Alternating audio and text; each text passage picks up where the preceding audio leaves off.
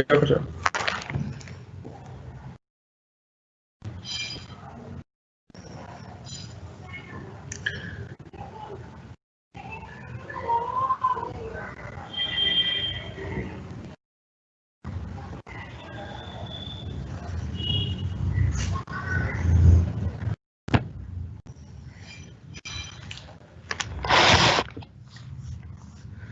Okay, good evening to all.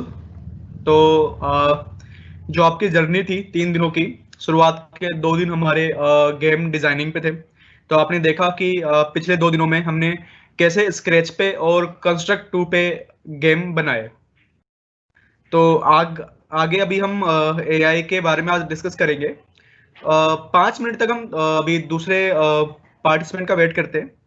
अभी सभी एक साथ ज्वाइन हो जाते हैं 5 मिनट के अंदर। तो अभी हम 5 मिनट के अंदर अपने एआई का जो वर्कशॉप है उसे स्टार्ट करते हैं।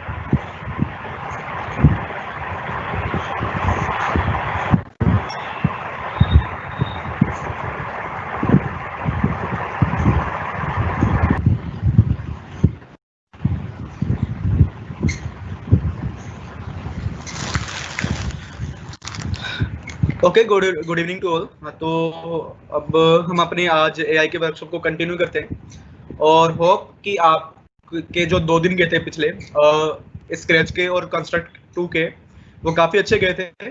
और अगर आपको लग रहा है कि ज़्यादा फास्ट था सेशन या फिर बहुत जल्दी सबने अभी सिखाया है, तो अभी मैं बताऊंगा। अभी हम लास्ट में आपको कन्वे करेंगे एक ऐसा प्लेटफॉर्म है जहाँ पे आप जाके रोज डेली सीख सकते हो। ऐसा प्लेटफॉर्म हम बताने वाले हैं। और अभी आपको जो दीपक सर भी अब आज हमारे साथ हैं, जिन्होंने आपका कंस्ट्रक्ट का और स्केच का वर्कशॉप लिया था, तो वो भी अभी आपको लिंक प्रोवाइड कर देंगे प्लेनेट कोड का, जैसे हमने बात की थी। तो वहां पे जाके आप रोज गेम बनाना सीख सकते हो।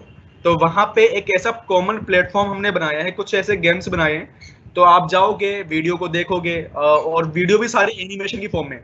तो आपको ऐसा नहीं लगेगा, बिल्कुल बोरिंग सेशन बिल्कुल लगने वाला नहीं है। बिल्कुल आपको ऐसा लगेगा कि जो आप बिल्कुल एक एक कार्टून सीरीज देख रहे हो, उसके थ्रू आप गेम डिजाइनिंग सीख रहे हो। तो बहुत इंटरेस्टिंग वे में सिखाया गया है गेम डिजाइनिंग को।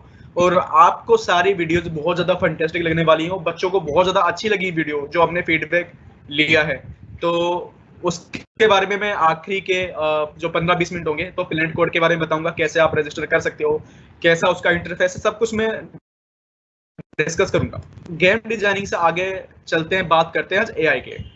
तो आर्टिफिशियल इंटेलिजेंस की बात हम करेंगे, उसको डिफाइन करेंगे, हम बताएंगे मशीन लर्निंग क्या है, डीप लर्निंग क्या है। जो ये बड़े बड़े कंसेप्ट आपको सुनने में आ रहे हैं या सुने भी होंगे आपने कभी पहले एआई के फील्ड में, तो इनका मतलब क्या है, क्या इनके अंदर टूल्स मिलेंगे आपको, और क्या लिमिटेशन है किस टूल की, कौन सा टूल ज्यादा एडवांस है, सारी बातें हम आज डिस्कस करने वाले हैं। हम पता करेंगे डीएल क्यों आया पिक्चर में, और एमएल की क्या क्या लिमिटेशन है, क्या क्या लिमिटेशन रहेगी एमएल के अंदर, जो कि डीएल ने आके, डीप लर्निंग ने आके उसे कंप्लीट किया। हम कुछ हिस्ट्री के बारे में डिस्कस करेंगे कि एआई कब शुरुआत हुआ था, कब इसमें एक तरह से बूम आया था इसके रिसर्च में, कब ऐसा लगा था कि इसमें रिसर्च थोड़ी कम होने लगी है। ठीक है, तो ये सारी बातें हम डिस्कस करेंगे। फिर डिफरेंशिएट करेंगे कि आज का एआई कैसे अलग है पुराने एआई से। पुराने एआई में ऐसे क्या फीचर नहीं थे जो कि आज के एआई में हैं, और क्यों आज का एआई ज्यादा एडवांस है। आखिरी में कुछ सिंपल एप्लीकेशंस हम डिस्कस करने वाले हैं एआई के। तो मेरी कोशिश रहेगी आप सबको कि एक कहानी के थ्रू एआई को मैं समझाऊं कि एक स्टोरी लाइन के थ्रू हम एआई के बारे में पढ़ेंगे, और जो थ्योरी वाला पार्ट है वो मैं से डिस्कस करेंगे, और कुछ एक्टिविटी भी हम करेंगे। आपको लगता है कि आप वो एक्टिविटी अगर मेरे साथ कर सकते हो, तो फिर आप अब मेरे साथ वो एक्टिविटी परफॉर्म कर सकते हो, नहीं तो फिर आपको ये रिकॉर्डिंग मिल जाएगा, तो आप उसके बाद पता कर सकते हो कि देख सकते हो, या फिर आप नोट्स बना सकते हो आपके कि एक्टिविटी आप कैसे घर पे परफॉर्म कर सकते हो। अगर कोई भी डाउट होता है तो अभी हम आपको एक मेल भी प्रोवाइड करेंगे। अगर आपको कोई भी डाउट है एआई के बारे में या फिर गेम डिजाइनिंग के बारे में, तो आप उस मेल आईडी पे जाके वो डाउट हमसे पूछ सकते हो आप। तो अभी तक के जो एआई के ब्रेक थ्रू है, तो सबसे बड़ी कामयाबी क्या है, ये दो आपको पिक्चर दिख रही होंगी। मैं आपकी स्क्रीन को थोड़ा बड़ा करता हूँ। ये जो दो आपको पिक्चर दिख रही है, इमेज क्लासिफिकेशन और मशीन ट्रांसलेशन, तो ये दो बहुत बड़ी अचीवमेंट है एआई की फील्ड में। कि अगर मैं 2015 तक की बात करूं, तो जो ऑब्जेक्ट को पहचानने वाली कला है, ये एक मशीन में अच्छी तरह से आ गई थी। यानी कि ये जो चीज है, ये इंसानों से बेटर मशीन परफॉर्म कर सकती है ऑब्जेक्ट को क्लासिफाइड करने की। क्या आप मुझे चैट बॉक्स में अपने आंसर दे सकते हो कि ये जो आपकी इमेज क्लासिफिकेशन है आज कहाँ कहाँ पे यूज हो रही है? तो इमेज को पहचान के हम क्या क्या बना रहे हैं इमेज को पहचान कर आज, तो कुछ इन्वेंशन हम डिस्कस कर सकते हैं। तो आप प्लीज चैट बॉक्स पे यूज कीजिए और बताइए कि कौन कौन से आप इन्वेंशन देख रहे हो कि जो कि इमेज क्लासिफिकेशन पे बने हैं, कि यानी कि इमेज को पहचान कर कुछ डिसीजन मशीन ले रही है। तो कौन कौन से ऐसे इन्वेंशन हुए हैं? तो जैसे अभी आपका देख सकते हो कि एक मैं एग्जांपल दे देता हूँ कि जो ड्राइवरलेस कार है, उसमें कैमरा है, और कैमरे के थ्रू वो सारी चीज डिटेक्ट कर रहा है कि क्या ये रेड लाइट है, क्या ये एक सिंबल है ट्रैफिक का, तो क्या ये पोल है, क्या ये रोड है, क्या ये ऑब्जेक्ट मेरे सामने से जा रहा है। तो सारी इमेज को पहचान कर फिर वो कार अपने डिसीजन लेती है कि उसे कहाँ पे चलना है, कैसे चलना है, रुकना कब है, कब अपनी स्पीड आपको बढ़ानी है। तो ये सारे डिसीजन वो जो ड्राइवरलेस कार लेती है कैमरे के थ्रू और इमेज क्लासिफिकेशन के थ्रू। तो ऐसे कुछ आप एग्जांपल मेरे साथ शेयर कर सकते हो। दूसरा जो ब्रेक थ्रू दिख रहा है आपको, ये दिख रहा है आपका मशीन ट्रांसलेशन का। तो मशीन ट्रांसलेशन का जो आप देख सकते हो कि 2016 तक नियरली ह्यूमन के बराबर ये चीज मशीन ने कर ली थी, कि जो एक भाषा को ट्रांसलेट दूसरी भाषा में कर लेती थी, ये एक इंसान के बराबर कर लेती थी मशीन 2016 तक। और अब तो ये काफी ज्यादा एडवांस भी हो चुका है। एक साइंटिस्ट है एंड्रू एनजी, जो कि स्टैनफोर्ड यूनिवर्सिटी में हैं। उन्होंने कहा था कि 100 साल पहले इलेक्ट्रिसिटी आई थी और इलेक्ट्रिसिटी ने सब कुछ बदल दिया था। ऐसे ही एआई आया है और एआई भी सब कुछ बदलने वाला है। यानी कि एआई को उन्होंने एक नई इलेक्ट्रिसिटी की डेफिनेशन दी थी कि मेरे लिए एआई एक न्यू इलेक्ट्रिसिटी साबित होगी। तो उसका रीजन ये था कि जैसे जब पहले, अगर मैं आज से 100 साल पहले बात करूं, तो जो भी मशीन्स थी वो इलेक्ट्रिकल मशीन नहीं थी, वो सारी मशीन ज्यादातर मैनुअल थी, कि जो हाथों से या फिर पैरों से, लाइक साइकिल टाइप की मशीन थी। तो अपने फोर्स से आप लीवर पुली का यूज करके वो मशीन से काम लेते थे। बट पूरी इलेक्ट्रिसिटी आई, मोटर्स इन्वेंट हुई, वो मोटर्स फिर मशीन में फिट हुई, और फिर उस इलेक्ट्रिसिटी से वो मोटर चलती थी। तो आज तो देखते हो कि आप बहुत कम, रेयरली कोई मैनुअल मशीन बची हुई है। बाकी पूरा सेक्टर आप देख सकते हो कि मशीन ने ऑक्यूपाई कर लिया है। तो लोगों को पहले लगता था कि जो मशीन्स आएंगी तो मशीन्स क्या करेंगी, आदमियों का जो वर्कलोड हो, जो एक मशीन 10 आदमियों के बराबर काम करी, तो जो रोजगार है, जो कि एम्प्लॉयमेंट है, वो कम हो जाएगा। बट ऐसा हुआ नहीं। मशीन के आने से डेवलपमेंट और बढ़ा, और बहुत ज्यादा कह सकते हो आप कि एम्प्लॉयमेंट बढ़ गया मशीनों के आने से। तो ये एक बड़ी मिथ थी पहले, और जो कि मशीन, जब इलेक्ट्रिसिटी आई, मशीन आए और सब कुछ, ये आप देख सकते हो कि फिर धीरे धीरे ये रेक्टिफाई हो गया। तो अब एआई भी जब मार्केट में आया, तो एआई से भी बहुत ज्यादा अपॉर्चुनिटी आ रही है। और आप जैसे जो बच्चे जो कोडिंग में अभी से शुरुआत कर रहे हो, लाइक स्कूल एज से ही शुरुआत कर रहे हो, तो आप तो बहुत ज्यादा आगे जाने वाले हो अगर इस चीज को अगर आगे कंटिन्यू करते हो। तो एक छोटा सा ग्राफ का एग्जांपल ले रखा है कि जो 2016 तक जो उसकी इनकम थी, अगर मैं बोल सकता हूँ एआई के थ्रू, तो वो आप देख सकते हो कि करीब 10 बिलियन यूएसडी के पास थी। बट 2020 तक करीब 4 सालों में ये 45 बिलियंस में आ गया। तो आप देख सकते हो कि 4.5 times in just 4 years AI का ग्रोथ हुआ है इनकम में। तो अभी तो बस स्टार्टिंग फेज है, जब ये डेवलप होगा और अच्छी तरह से, फिर आप देख सकते हो कि ये कहां से कहां जंप करेगा। डेफिनेशन बात करते हैं, तो ये आपको पूरा ग्राफ दिख रहा होगा। उसी ग्राफ के अंदर बहुत सिंपल वे में बताता हूँ आपको कि आर्टिफिशियल इंटेलिजेंस है क्या। तो अगर कोई मुझसे पूछता है मेरे हिसाब से इंटेलिजेंस क्या होती है, आप भी चैट बॉक्स में लिख सकते हो कि आपके हिसाब से इंटेलिजेंस क्या है। तो मैंने अभी जब जब जहां तक मैंने अभी क्लास ली है एआई के बारे में, वो बच्चों से पूछा है कि आपको इंटेलिजेंस कैसे पता करते हो, इंटेलिजेंस है क्या। तो कहते हैं कि जो बच्चा, अगर मैं बात करूं, अगर मैथ का न्यूमेरिकल का एग्जाम्पल लिया कि 2 बच्चे हैं, 2 को मैंने सेम न्यूमेरिकल दिया है, तो और दोनों में से एक बच्चे ने न्यूमेरिकल को ठीक किया और एक बच्चे ने गलत किया, तो हम बोलते हैं कि ये बच्चा इससे ज्यादा इंटेलिजेंट है। तो इस टर्म में हम बात कर सकते हैं ऐसा।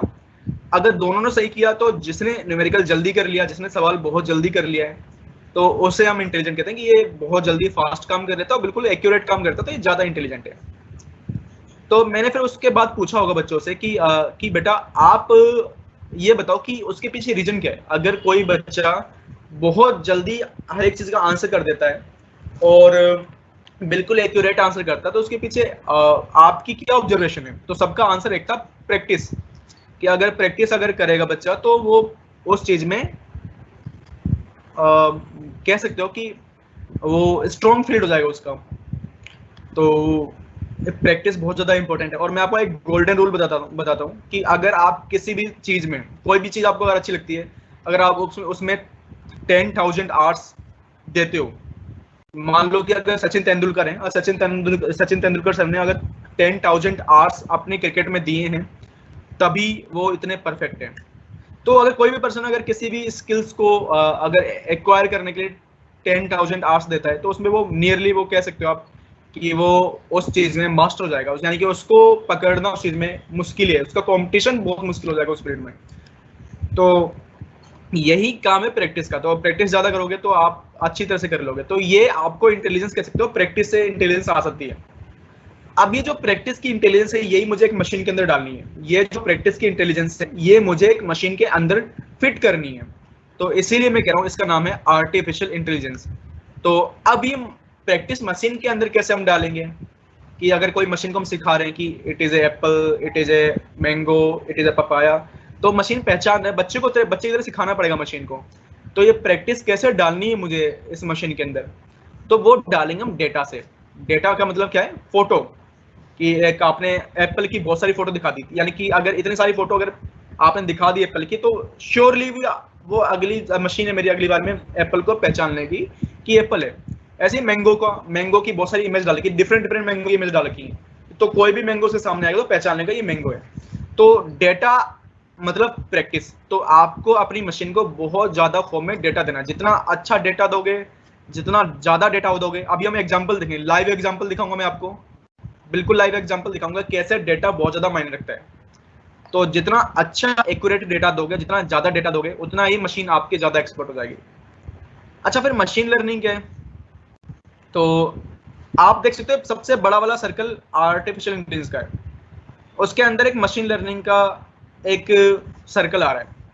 तो आप बोल सकते हो आर्टिफिशियल इंटेलिजेंस के अंदर मशीन लर्निंग का ब्लॉक है। तो machine learning is a part of AI, तो एक बोल सकते हो सबसेट है। Machine learning is the subset of AI. तो एमएल एआई का सबसेट है। तो आपने जब न्यूमेरिकल किया होगा ना, कि जैसे अभी आप पढ़ते 2 का टेबल, 2 वन जा 2, 2 टू जा 4, तो आप ऐसे पढ़ते हो पूरा 2 का टेबल, और आप ऐसे 4 का टेबल पढ़ो, 4 वन जा 4, 4 टू जा 8, तो आप देखोगे कि जो 4 के टेबल के जितने भी कंटेंट है, 4 के टेबल के जितने भी कंटेंट है वो 2 के टेबल में आ जाएंगे। यानी कि 4, 8, 12, 16, 20 सारे कंटेंट 2 के टेबल में आते हैं। बट अब 2 के टेबल के कंटेंट देखो 4 के टेबल में आएंगे, कुछ 2 के टेबल के कंटेंट 4 के टेबल में आएंगे, बट सारे कंटेंट 2 के 4 के अंदर नहीं आएंगे। तो 2 के टेबल का सबसेट है 4 का टेबल, यानी कि 4 का टेबल पूरा 2 के टेबल में एम्बेडेड है, बट 2 का टेबल नहीं है। तो ये होता है मैथ्स में सबसेट का एक रूल है। तो यही आप यहाँ पे बता सकते हो कि ये आर्टिफिशियल इंटेलिजेंस है, तो उसका सबसेट है मशीन लर्निंग। अब मशीन लर्निंग होता क्या है, जैसे आप मैथ्स के ग्राफ बनाते हो कि आपके पास कुछ डेटा होता है कि अगर आपको ग्राफ बनाना है कि 77% लोग इंडिया में एग्रीकल्चर में हैं, 2% लोग आईटी में हैं, 14% लोग मशीनरी में हैं, तो आप कुछ ऐसा डेटा बनाना है। या इंडिया में 45% लोग इंजीनियरिंग करते हैं और 20% लोग एमबीबीएस करते हैं, कुछ परसेंट लोग यूपीएससी की तैयारी करते हैं। तो ये डेटा आप जब ग्राफ की फॉर्म में बनाते हो तो आपको क्या चाहिए, डेटा चाहिए। सवाल में न्यूमेरिकल में डाटा चाहिए, उसके हिसाब से आप ग्राफ बनाते हो, फिर मीन मीडियन मोड वगैरह निकालते हो। यानी कि हम डेटा को एनालाइज कर सकते हैं, यानी कि ग्राफ को देख के आप बता सकते हो कि इतने परसेंट लोग ये करते हैं, इतने परसेंट लोग ये करते हैं। तो कुछ डेटा होता है और डेटा को हम शो कर सकते हैं ग्राफ की फॉर्म में। तो मशीन लर्निंग में ही होता यही है कि बहुत सारे टूल्स होते हैं जो कि ग्राफ्स को एनालाइज कर सकता है, ग्राफ की फॉर्म में आपके डेटा को रख सकता है। तो कुछ स्टैटिक्स के टूल्स होते हैं, प्रोबेबिलिटी के और स्टैटिक्स के टूल्स होते हैं मशीन लर्निंग में, जो आप न्यूमेरिकल 5 मिनट में करते हो डेटा को देख के। तो इससे बड़ी कॉम्प्लेक्स, यानी इससे बहुत बड़ी कॉम्प्लेक्स प्रॉब्लम को मशीन लर्निंग के टूल्स करीब 2 सेकंड में ही कर देते हैं। तो कुछ एडवांस फॉर्मूले, कुछ एडवांस टूल्स मशीन लर्निंग के अंदर होते हैं जो कि स्टैटिक्स और प्रोबेबिलिटी के टूल्स होते हैं जो कि आपके डेटा को एनालाइज करने में बहुत ज्यादा काम आते हैं। अगर कोई भी पॉइंट समझ में नहीं आ रहा, प्लीज आप चैट बॉक्स में ले लीजिए। और दीपक सर प्लीज अगर कोई भी डाउट आता है तो प्लीज लेट मी नो। बच्चे को कंसेप्ट पूरा समझ में आना चाहिए। Okay sir. Okay okay. अब बात करते हैं हम डीप लर्निंग की। तो अब डीप लर्निंग का सबसे मशीन लर्निंग का सबसेट है डीप लर्निंग। मशीन लर्निंग एक छोटा सा पार्ट है हमारा डीप लर्निंग। अब बोल सकते हैं कि चलो ठीक है, मशीन लर्निंग टूल्स हो गए जो कि डाटा को एनालाइज कर रहे हैं, प्रिडिक्ट कर रहे हैं, यानी कि कोई प्रिडिक्शन करनी है तो मशीन लर्निंग क्या हो सकता है कि अगर मुझे कोई प्रिडिक्ट कर रहा है डाटा कि अगर ये जो चीज है ये इंडिया जीतेगा या नहीं जीतेगा अगला मैच, कुछ ऐसा प्रिडिक्ट करना है, तो आप मशीन लर्निंग टूल्स का एग्जांपल ले सकते हो। या फिर जितने भी आप डाटा देखते हो ना जो आते हैं क्रिक इन्फो में, अगर करीब बहुत सारी वेबसाइट में, तो वो इसी टूल्स के थ्रू आते हैं। अब बात करते हैं डीप लर्निंग की। अब डीप लर्निंग में और मशीन लर्निंग में अंतर क्या है। मशीन लर्निंग कुछ लिमिटेशन थी, मैं बात बताऊंगा आगे, तो पहले डिस्कस कर लेते हैं एक तरह से। ये कुछ एआई की डेफिनेशन है। तो a branch of computer science dealing with the simulation of intelligent behaviour of in computers. तो डिफरेंट लोगों ने डिफरेंट डेफिनेशन दे रखी हैं। आप अपनी खुद की डेफिनेशन भी क्रिएट कर सकते हो। जैसे मैंने आपको बताया कि बस हमें क्या करना है कि एक ऐसी इंटेलिजेंस जो कि हमारे पास प्रैक्टिस से आती है, वो इंटेलिजेंस हमें एक्सपीरियंस के फॉर्म में अपनी मशीन को देनी है, और देंगे किसके थ्रू, डेटा के थ्रू देंगे। तो यही मेरी आर्टिफिशियल इंटेलिजेंस हो गया। तो कुछ ऐसा करना, तो आपकी डेफिनेशन हो सकती है कुछ भी, यानी हर कोई डिफिनेशन रॉन्ग नहीं है, आप कह सकते हो, कोई भी अपने तरीके से डिफाइन कर सकता है। कुछ लोगों ने, जैसे इंटेल ने, आपका विकीपीडिया ने, ठीक है, वेबस्टर ने, ये सारे डेफिनेशन डिफाइन किए हैं। तो कुछ ये स्टैंडर्ड डेफिनेशन होगी, आप मान सकते हो। तो वही कहा था कि इसमें आपको बहुत सारे टूल्स मिलेंगे मशीन लर्निंग के अंदर जो कि आपके डेटा को एनालाइज करेंगे। कुछ एग्जांपल देखिए आप, जैसे यहाँ पे मैं दिखा रहा हूँ, जैसे ये आपका कुछ एग्जांपल रखा जहाँ पे बहुत सारे ईमेल्स हैं। आपने क्या कर रखा है, इन ईमेल को लेबलिंग कर रखा है कि ये वाला मेल जो है वो स्पैम मेल है, ये वाला मेल है जो स्पैम मेल नहीं है। यानी कि आपने क्या करना, लेबल करके डाटा देना है, मशीन को बताना है पहले कि ये वाला है आपका स्पैम मेल, और जो दूसरा वाला है स्पैम मेल नहीं है, ये स्पैम मेल है, ये स्पैम मेल है, और ये स्पैम मेल नहीं है। कुछ लेबल करके बताना पड़ेगा पहले मशीन को। मशीन के अंदर सारा डेटा जाएगा, मशीन लर्निंग प्रोग्राम के अंदर सारा डेटा जाएगा। डेटा को मशीन एनालाइज करेगा, जो उसके टूल्स होते हैं मशीन लर्निंग स्टैटिक्स के, वो देखेंगे अच्छा अरे यार जो ये स्पैम वाला मेल आया है इसके ये फीचर हैं, और जो स्पैम वाला मेल नहीं है उसका ये फीचर है। तो वो हर एक फीचर को एनालाइज करेगा, देखेगा अच्छा ये फीचर मशीन लर्निंग सॉरी ये फीचर स्पैम का है, ये फीचर स्पैम का नहीं है। और फिर जब भी आप कभी भी फ्यूचर में सिखाने के बाद, अपनी मशीन को सिखाने के बाद कभी भी आप रैंडमली कोई मेल दोगे तो वो श्योरली आइडेंटिफाई करके दे देगा, okay it is spam mail और it is not a spam mail. एक छोटा सा एग्जांपल ले रखा है आपका, ये आपका बोल सकते हो आयरिस फ्लावर है, 3 आयरिस फ्लावर की ले रखे हैं, वर्जिनिका, सेटोसा और वर्सी कलर। मैं आपको दिखाता हूँ एक बार तीनों फ्लावर।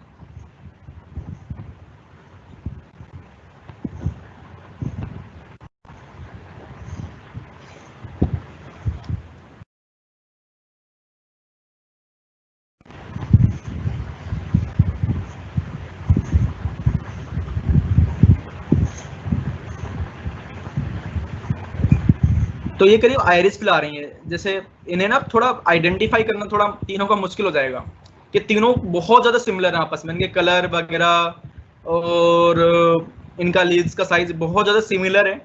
इसलिए आप ना थोड़ा आइडेंटिफाई नहीं करोगे। जो एक्सपीरियंस लोग हैं जिन्हें जो जिन्होंने पहले देख रखा है उनके लिए कोई बड़ी बात नहीं, वो आराम से पहचान लेते हैं। पर जैसे हम जैसे लोग हैं जो अभी हम दूर बैठे हुए हैं बट हमें पहचानना है तो थोड़ा मुश्किल होता है। तो हम अपनी मशीन को भी ट्रेन कर सकते हैं इस काम के लिए। तो उन्होंने वही एग्जांपल ले रखा है। तो जैसे अभी 3 फ्लावर हैं, अब तीनों फ्लावर का कुछ सेपल और पेटल का लेंथ और विड्थ होता होगा। तो एक लिमिट होती है कि सेपल की जो लेंथ होती है और पेटल की जो लेंथ होती है एक वर्जनिका की, वो इतने से इतने में होती है। सेपल की विड्थ और पेटल की विड्थ एक वर्जनिका की यहाँ से लेके यहाँ तक होती है। तो उस लिमिट के हिसाब से हम मैंने डेटा टेबल बना ली। तो मेरे 4 फीचर हैं, sepal length, sepal width, petal length and petal width. ये मेरे पास 4 फीचर हैं। इन चारों फीचर के अकॉर्डिंग मैं प्रिडिक्ट करूंगा कि ये मेरा वर्जिनिका है, ये मेरा सेटोसा है, ये मेरा वर्सिकुलर है। तो 4 आपके फीचर हो गए। इन 4 फीचर के अकॉर्डिंग हम क्या करेंगे, प्रिडिक्ट करेंगे। प्रिडिक्ट क्या करेंगे कि ये कौन सा वाला फ्लावर है। तो ये आपका एक टारगेट कॉलम हो गया, ये वाला एक आपका टारगेट कॉलम है जो कि आप बता रहे हो, रिजल्ट आपका यहाँ पे आ रहा है। इस वाले कॉलम में रिजल्ट आता है, प्रिडिक्ट कर रहे हो कि ये फ्लावर मेरा ये वाला है। और किसके हिसाब से प्रिडिक्ट कर रहे हैं, अपने डेटा के हिसाब से। और डेटा है क्या मेरे पास, ये 4 कॉलम में मेरा डेटा है। तो आप जब भी प्रिडिक्ट करोगे, बहुत सारे सॉफ्टवेयर हैं, मैं बताऊंगा। एक ऑरेंज नाम का सॉफ्टवेयर है, सर आपको लिंक भी प्रोवाइड कर देंगे डाउनलोड का, कि ये 4 फ्लावर हैं और इन 4 फ्लावर का डेटा डाल के आप कैसे प्रिडिक्ट कर सकते हो कि कौन सा फ्लावर कौन सा वाला। तो ये सारी चीजें हैं, बहुत सारी सॉफ्टवेयर है, मैं धीरे धीरे बताता रहूंगा। आप ऑरेंज सॉफ्टवेयर नोट कर सकते हो, ऑरेंज सॉफ्टवेयर से सारी प्रिडिक्शन वाला काम कर सकते हो आप। अच्छा, अभी 2 तरह की मशीन लर्निंग के बारे में डिस्कस करते हैं। पहला है सुपरवाइज और दूसरा है अनसुपरवाइज। अब अंतर क्या है, जो हमने एग्जांपल देखना ये वाला ऊपर वाला, कि जहां पे मुझे एक रिजल्ट प्रिडिक्ट करना था, जहां पे हमें कुछ प्रिडिक्ट करना होता है, जहां पे हमें रिजल्ट चाहिए होता है, उसको कहते हैं सुपरवाइज लर्निंग। तो सुपरवाइज लर्निंग में क्या होता है, एक टारगेट कॉलम होता है, उस टारगेट कॉलम में प्रेडिक्शन करनी होती है। एग्जाम्पल हमने पीछे वाला देखा था कि एक आयरिस फ्लावर को हमें पहचानना है, और यहाँ पे एक और एग्जाम्पल होता है फ्रॉड डिटेक्शन का, कि क्या क्या फीचर होते हैं जो फ्रॉड ट्रांजेक्शन होती हैं उसमें। तो आप उसका एक कॉलम बना सकते हो कि आपको खुद डाटा क्रिएट कर सकते हो। आप देख सकते हो कि जो फ्रॉड ट्रांजेक्शन होती है वो कहाँ पे ज्यादा हो रही है, ठीक है, उनका टाइम क्या है, वेन्यू क्या है, कितने पेमेंट होती इकट्ठा। तो ये फीचर होते हैं कुछ जिससे पहचान सकते हैं हम कि ये ट्रांजेक्शन फ्रॉड है, ये ट्रांजेक्शन नॉर्मल है। तो सब कुछ डिपेंड है बेटा डेटा पे, कि डेटा आप कैसा दे रहे हो। डेटा एक्यूरेट होगा, डेटा यानी जो एनालाइज करने वाला डेटा होगा वो बिल्कुल एक्यूरेट होगा, तो रिजल्ट बिल्कुल एक्यूरेट मिलेगा आपको, प्रेडिक्शन बिल्कुल राइट मिलेगी। हो सकता है वो गलत हो जाए, क्योंकि फ्यूचर डिफाइन नहीं कर सकते हम बिल्कुल, बट बोल सकते हैं कि नियरली रिजल्ट ये आ सकता है फ्यूचर में। और अनसुपरवाइज में हमें कोई रिजल्ट चाहिए नहीं होता, हमें पता नहीं होता रिजल्ट क्या होगा हमारा। बस हम क्या करते हैं, ग्रुप बना लेते हैं डाटा का। जैसे मैं बता रहा हूँ कि अगर आप किसी मॉल में जा रहे हो शॉपिंग कर लिए, 4 सालों से शॉपिंग कर रहे हो आप, अब मेल जो मॉल वाला था ना, उसने क्या किया, आपका डेटा इकट्ठा कर लिया। उसने देखा कि आप 4 सालों से जनवरी से मार्च में कपड़े बहुत ज्यादा खरीदते हो, यानी कि 4 साल में आपने जनवरी से फरवरी में कपड़े ही खरीदे हैं। अप्रैल से और अक्टूबर तक आपने खाने पीने का सामान बहुत ज्यादा खरीदा है और कपड़े नहीं खरीदे हैं। और आपने ना नवंबर दिसंबर में कुछ खरीदते ही नहीं हो, आपके पास इतना स्टोर करे तो नवंबर दिसंबर में कुछ नहीं खरीदते वहां से। तो अब वो क्या करेंगे, उन्हें पता नहीं था क्या होगा, बस उन्होंने डेटा निकाल लिया आपका, उन्होंने डेटा बना लिया, ग्रुप बना लिया डेटा का, ये सामान आपने इस महीने में खरीदते हो। अब वो क्या करेंगे, अब आपको ये डेटा निकाल के ऑफर देंगे। क्या ऑफर देंगे, नवंबर दिसंबर में जब आप शॉपिंग नहीं करते तो आपको कूपन्स देंगे कि आप इन मंथ में भी शॉपिंग करो, ठीक है, और शॉपिंग करोगे तो आपको इतना % बेनिफिट होगा। उनका मतलब क्या है कि आप जब शॉपिंग नहीं करो तब भी आपको अपने पास बुला ले और आपसे इनकम कमाए। तो कुछ ऐसा अगर करना चाहते हैं हम तो हम कर सकते हैं अनसुपरवाइज की लर्निंग की तरह। तो हम कस्टमर का सेगमेंटेशन कर सकते हैं, ठीक है, एक एग्जांपल देखा जो कि मैंने बताया आपका। अच्छा, अब कहाँ पे मशीन लर्निंग, एक बार रिपीट। हाँ हाँ सर सर एक बताइए। बार फिर से एक बार चीजें रिपीट कर दीजिए, artificial intelligence, machine learning, deep learning को कुछ स्टूडेंट्स बोल रहे हैं सर। ओके ओके सर ठीक है। ओके। क्योंकि हाँ बेटा, क्योंकि पता करना बहुत ज्यादा जरूरी है कि क्योंकि हम अब आगे एक्टिविटी करने वाले हैं। एक्टिविटी तभी कर पाएंगे जब हमें सारे कंसेप्ट पूरे होंगे। तो बेटा बता रहा हूँ आर्टिफिशियल इंटेलिजेंस है क्या, दोबारा बता देता हूँ कि मान लो कि इंटेलिजेंस आपके हिसाब से क्या होती है। मैंने पूछा है, जहां तक मेरे जो स्टूडेंट्स के जो आंसर आए हैं वही आते हैं। सर अगर कोई स्टूडेंट्स अगर किसी भी आपको सवाल को या किसी क्वेश्चन को बहुत जल्दी सॉल्व कर देता है, बहुत जल्द एक्यूरेट सॉल्व करता है, यानी कि एक्यूरेसी 100% और स्पीड भी बहुत अच्छी है, तो बहुत ज्यादा इंटेलिजेंट होता है वो। अब उसके पीछे लॉजिक क्या, मैंने पूछा था लॉजिक क्या होगा, तो बच्चों ने बोला सर उसकी प्रैक्टिस, कि उसने प्रैक्टिस बहुत पीछे कर रखी होगी। तो हमें क्या करना है, कुछ ऐसी ऐसी प्रैक्टिस हमें एक मशीन के अंदर फिट करनी है। यही प्रैक्टिस एक मशीन के अंदर फिट करनी है जिससे कि मेरी मशीन भी इंटेलिजेंट बन पाए। अब इसी प्रोसेस को कहते हैं आर्टिफिशियल इंटेलिजेंस। एक मशीन को इंटेलिजेंट बनाना आर्टिफिशियल इंटेलिजेंस हो गया। अब मशीन को इंटेलिजेंट बनाएंगे कैसे? मशीन तो काम कर नहीं पाएगी, प्रैक्टिस कर नहीं पाएगी, फिर क्या करेंगे? हम उसे सिखाएंगे, हम उसे डेटा देंगे। डेटा के थ्रू सीखती है मशीन, डेटा के थ्रू हम भी सीखते हैं। डेटा क्या है? हमें कोई लाइव डेटा देता है कि हमें कोई 2 का टेबल सिखाता है, कोई इंग्लिश सिखाता है, कोई हिंदी सिखाता है, कोई साइंस सिखाता है। वो डेटा हमारे दिमाग में आते जा रहे हैं और धीरे धीरे हम सीख रहे हैं। और हम चाहते हैं कि ऐसी ही मशीन हम बनाएं जो कि धीरे धीरे हर एक चीज काम करे। जैसे अभी वॉशिंग मशीन है, वॉशिंग मशीन में खाली एक ही काम है, कपड़े धोना। क्या ऐसी वॉशिंग मशीन बन सकती है जो कि डिफरेंट डिफरेंट टास्क कर पाए सीख के, यानी कि एक रोबोट टाइप की मशीन जो कि सब कुछ सीख पाए थोड़ा थोड़ा और उसके हिसाब से एक कुछ ना कुछ काम कर पाए जो कि ह्यूमन से ज्यादा एक्यूरेट हो।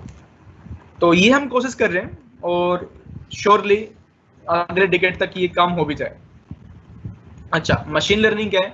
मशीन लर्निंग एक पार्ट है, यानी सबसेट बोल सकते हो, एआई का सबसेट है। यानी कि पूरा 100% machine learning is the AI. 100% machine learning AI है, but 100% AI is not the machine learning. ये ध्यान रखना। एआई बहुत बड़ी फील्ड है, बहुत बड़ी फील्ड है। उस बड़ी फील्ड का एक छोटा सा पार्ट आपका मशीन लर्निंग है। ठीक है, AI is a big thing, but उसके अंदर एक छोटा सा पार्ट आपका मशीन लर्निंग है, और जो कि बहुत ज्यादा इंपॉर्टेंट भी है। तो अब मशीन लर्निंग के अंदर खास बात होती क्या है? मशीन लर्निंग के अंदर स्टैटिकल और आपका बोल सकते हो प्रोबेबिलिटी के टूल्स होते हैं। जैसे आप कुछ न्यूमेरिकल करते हो मैथ्स में, आप ग्राफ्स बनाते हो, आप मैथ्स में मीन मीडियन मोड निकालते हो, यानी डेटा को एनालाइज करते हो। ग्राफ की फॉर्म में डेटा को प्रेजेंट भी कर सकते हो और ग्राफ से किसी डेटा को ग्रैब भी कर सकते हो कि ये ग्राफ ये कहना चाह रहा है हमसे। तो ये जो अगर आपके पास बहुत ज्यादा कॉम्प्लेक्स प्रॉब्लम हो जाए, यानी कि जो आपकी प्रॉब्लम्स है मैथ की बुक की, उससे भी बड़ी बड़ी कॉम्प्लेक्स प्रॉब्लम आती हैं, उससे भी 1000 गुना कॉम्प्लेक्स प्रॉब्लम आती हैं। अब ऐसी कॉम्प्लेक्स प्रॉब्लम को आपको सोल्व करना है, तो आप कहोगे सर इसमें बहुत ज्यादा टाइम लगेगा, और टाइम लगने के बाद भी क्या पता ये प्रॉब्लम मुझसे सोल्व ना हो पाए। तो इसके अंदर जो मशीन लर्निंग का जो टूल्स होते हैं, ये स्टैटिकल और प्रोबेबिलिटी के टूल्स होते हैं जो कि डिजाइन किए गए हैं सालों सालों काम करके। तो बहुत सालों का काम हुआ है, ये टूल्स को बहुत ज्यादा एडवांस बनाया गया है, जो कि बहुत ज्यादा कॉम्प्लेक्स प्रॉब्लम को, यानी कि बहुत अमाउंट में डेटा आता है, उस बहुत ज्यादा अमाउंट के डेटा को एक अच्छी फॉर्म में तैयार कर देना। अच्छी फॉर्म में तैयार करने का मतलब क्या है कि उसको एनालाइज कर देना कि इतने परसेंट लोग ये कर रहे हैं, इतने परसेंट लोग ये कर रहे हैं, ठीक है। या फिर डेटा आया है उसको प्रेजेंट करना है आपको एक ग्राफ की फॉर्म में, तो ये वो काम भी कर सकता है। तो डेटा को एनालाइज करने का काम करता है मशीन लर्निंग। अब डेटा को एनालाइज कर सकते हो तो डेटा को प्रिडिक्ट भी कर सकते हो कि इतने इतने परसेंट लोग ये करते हैं, तो श्योरली ये रिजल्ट 2 सालों में भी यही रहेगा। या फिर ये जो कंपनी है ये ग्रोथ करी हर साल 2.6% ग्रोथ कर रही है, तो नियरली फ्यूचर में भी ग्रोथ ही करेगी, करे ना करे, बट रिजल्ट हमारा प्रोबेबिलिटी के हिसाब से ग्रोथ का ही आएगा। तो डेटा के हिसाब से हम प्रेडिक्ट कर सकते हैं कि एनालाइज के हिसाब से डेटा को प्रेडिक्ट कर सकते हैं कि ये चीज होने वाली है। तो ये काम करते हैं मशीन लर्निंग के थ्रू। कुछ एग्जांपल दिखा रखे हैं कि आपने कुछ क्या किया, मेल्स आपने लेबल करके सिखा रखे अपनी मशीन को कि ये वाला स्पैम मेल है, ये वाला स्पैम मेल नहीं है, ये मेल स्पैम मेल है, स्पैम मेल नहीं है, ठीक है। तो ईमेल आपने लेबल करके दिए, लेबल्ड, यानी कि आपको लिख के दिए हैं कि ये मेल स्पैम मेल है, ये मेल स्पैम मेल नहीं, हम सिखा रहे हैं, ठीक है। सिखाया आपने, अच्छी तरह सिखाया मशीन को कि ये मेल स्पैम मेल है, ये स्पैम मेल नहीं है। तो मशीन ने क्या किया, आपकी मशीन ने सारी ईमेल्स को पढ़ा, पढ़ के पता किया अच्छा ये वाले फीचर होते हैं स्पैम मेल के, तभी इन्होंने स्पैम मेल लेबल कर रखा है। अच्छा ये वाले स्पैम मेल ओके नहीं होते, इसके फीचर यही होते हैं, तभी उन्होंने इस पे स्पैम मेल नहीं लिखा। तो अगर फ्यूचर में जब मशीन आपकी पूरी एक्यूरेट सीख जाएगी चीजों को, अगर आप रेंडमली भी कोई मेल दोगे तो पहचान के आपको दे देगी, ओके ये वाला स्पैम मेल है, ये वाला स्पैम मेल नहीं है। तो ये कैसा आएगा, जब आप बिल्कुल अच्छी तरह से लेबल करके दोगे। और आपने लेबलिंग गलत कर रखी होगी, तो अगर आपने लेबलिंग गलत कर रखी होगी शुरुआत में, तो वो गलत सीख ली होगी, गलत प्रेडिक्ट करेगी। और आपने बिल्कुल एक्यूरेट लेबलिंग करके दी है, तो बिल्कुल एक्यूरेट आपकी मशीन काम करेगी। तो ये एक एग्जांपल देखा। एक एग्जांपल हमने आयरिस फ्लावर का देखा कि आयरिस फ्लावर, जैसे 3 फ्लावर है आयरिस में, वर्जिनिका, वर्सी कलर और सेटोसा, ये 3 फ्लावर की टेबल दे रखी है। अगर हमें प्रेडिक्ट करना है कौन सा फ्लावर है, तो बहुत ज्यादा सिमिलर है, तीनों फ्लावर बहुत ज्यादा सिमिलर है। इनको प्रेडिक्ट करना थोड़ा मुश्किल होता है कि कौन सा है। अगर जिसको एक्सपीरियंस है वो तो आराम से बता सकता है। आपने बता पालक, बथुआ, मेथी होते हैं अपने यहाँ पे, तो जो जैसे हम जैसे लोग होते हैं जब मार्केट में जाते तो पहचान नहीं पाते, और घर पे लाते हैं तो मम्मी वगैरह कहते हैं नहीं तो आप तो गलत चीज उठा के ले आए हो, क्योंकि उनको एक्सपीरियंस है और हमें एक्सपीरियंस इसका नहीं है। तो कुछ ना कुछ तीनों में अंतर होता होगा, ठीक है। उस अंतर को हमने कैसे लिखा, इन 4 डेटा के हिसाब से। उसके सेपल की लेंथ, सेपल की विड्थ होगी कुछ ना कुछ लीव्स की, पेटल की लेंथ, पेटल की विड्थ होगी लीव्स की, तो उसके हिसाब से हमने देखा, रेंज देखी, इतने से इतने रेंज होती है सेटोसा की, इतने से इतने रेंज होती है वर्जिनिका की, इतने से इतने लेंथ होती है वर्सिकलर की। तो उस रेंज के हिसाब से, उस डेटा के हिसाब से हम प्रेडिक्ट करेंगे, अच्छा इतनी रेंज है तो ये वर्जिनिका होगा, इतनी रेंज है तो ये सेटोसा होगा, तो वो हम प्रेडिक्ट कर सकते हैं। और अभी हमने बात की है, मशीन लर्निंग 2 तरह की होती है, सुपरवाइज और अनसुपरवाइज। तो सुपरवाइज लर्निंग होती है, उसमें आप बोल सकते हो कि ये जो एग्जांपल था हमारा सुपरवाइज लर्निंग का था, जहां पे हमें एक चीज को प्रेडिक्ट करना होता है। यहाँ पे हम आयरिस फ्लावर को प्रेडिक्ट कर रहे थे, यानी कि हम एक रिजल्ट की ओर देख रहे हैं कि ये रिजल्ट होने वाला है। तो जहां पे भी आप रिजल्ट की बात करोगे जब भी, तो आपका सुपरवाइज लर्निंग होगा। जब आप रिजल्ट की बात नहीं करोगे तो वो अनसुपरवाइज लर्निंग होगा। अगर रिजल्ट की बात करते हैं तो 100 बहुत ज्यादा टाइम होता है कि हम उसको प्रेडिक्ट ही करते हैं, प्रेडिक्शन कर रहे होते हैं रिजल्ट में कि ये चीज होने वाली है, ये चीज नहीं होने वाली है।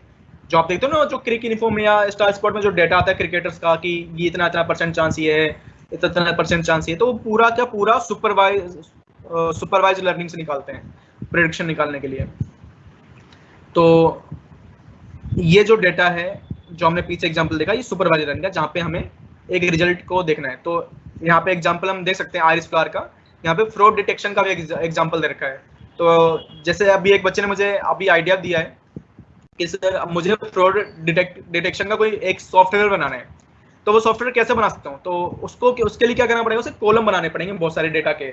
अच्छा ये फीचर होते हैं मेरे जो फ्रॉड डिटेक्शन होता है, और ये फीचर नहीं होते जब फ्रॉड डिटेक्शन नहीं होता।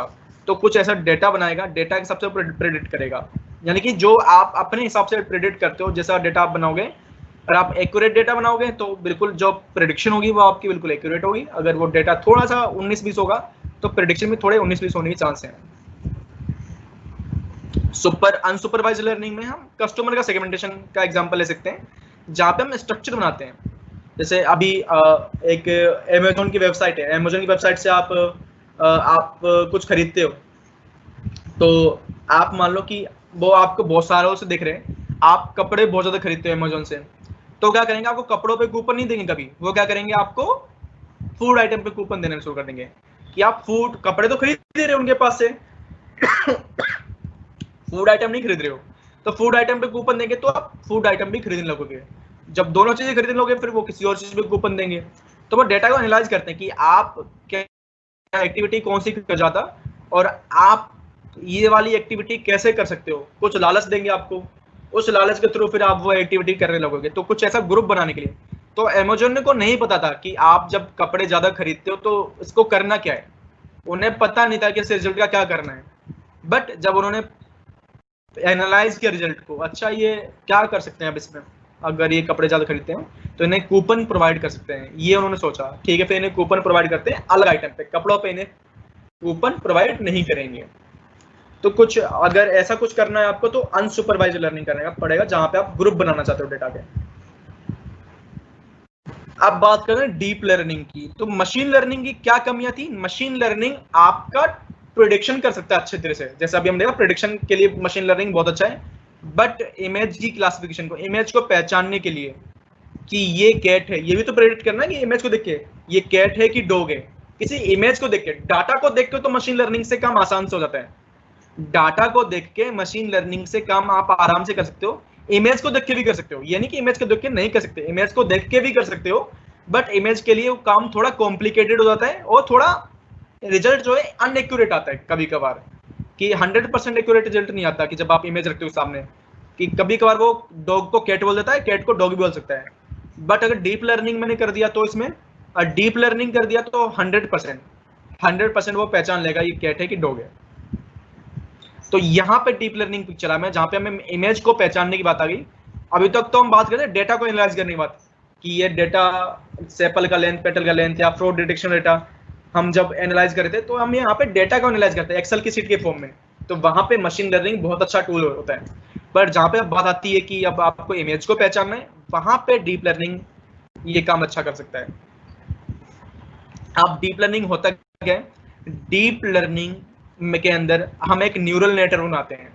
न्यूरल नेटवर्क जो होता है मशीन का, जो मिमिक होता है हमारे ब्रेन की तरह, यानी कि हमने क्या किया है, अपनी ब्रेन का जो हमारा सिस्टम है ना, ब्रेन का जो सिस्टम है, वैसा ही सेम टू सेम सिस्टम हमने अपनी मशीन के लिए बनाने की कोशिश की है, और इसी का नाम रखा हमने डीप लर्निंग।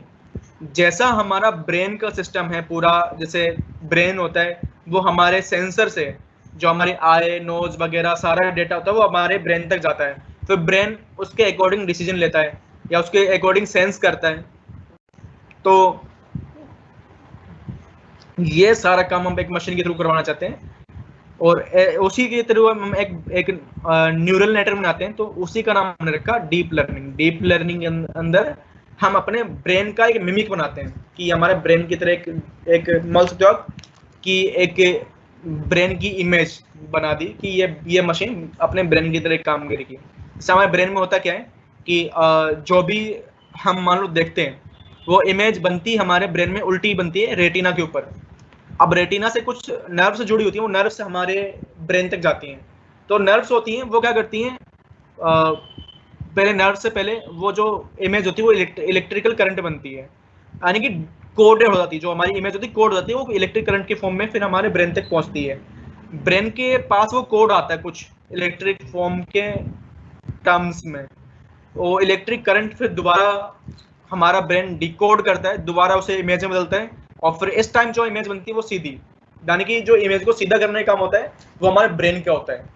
तो कुछ यही काम हम करवाते हैं अपनी मशीन के थ्रू, कुछ ऐसा ही एक न्यूरल नेटवर्क बनाते हैं। इतना कॉम्प्लेक्स तो नहीं, हमारा ब्रेन तो बहुत ज़्यादा कॉम्प्लेक्स है, और इतना कॉम्प्लेक्स है कि अभी तक तो हम अचीव नहीं कर पाए, और बहुत साल होने वाले हैं ऐसा कुछ करने के लिए, बट कोशिश जारी है और एडवांसमेंट हो ही रहा है डीप लर्निंग में साल बाय साल।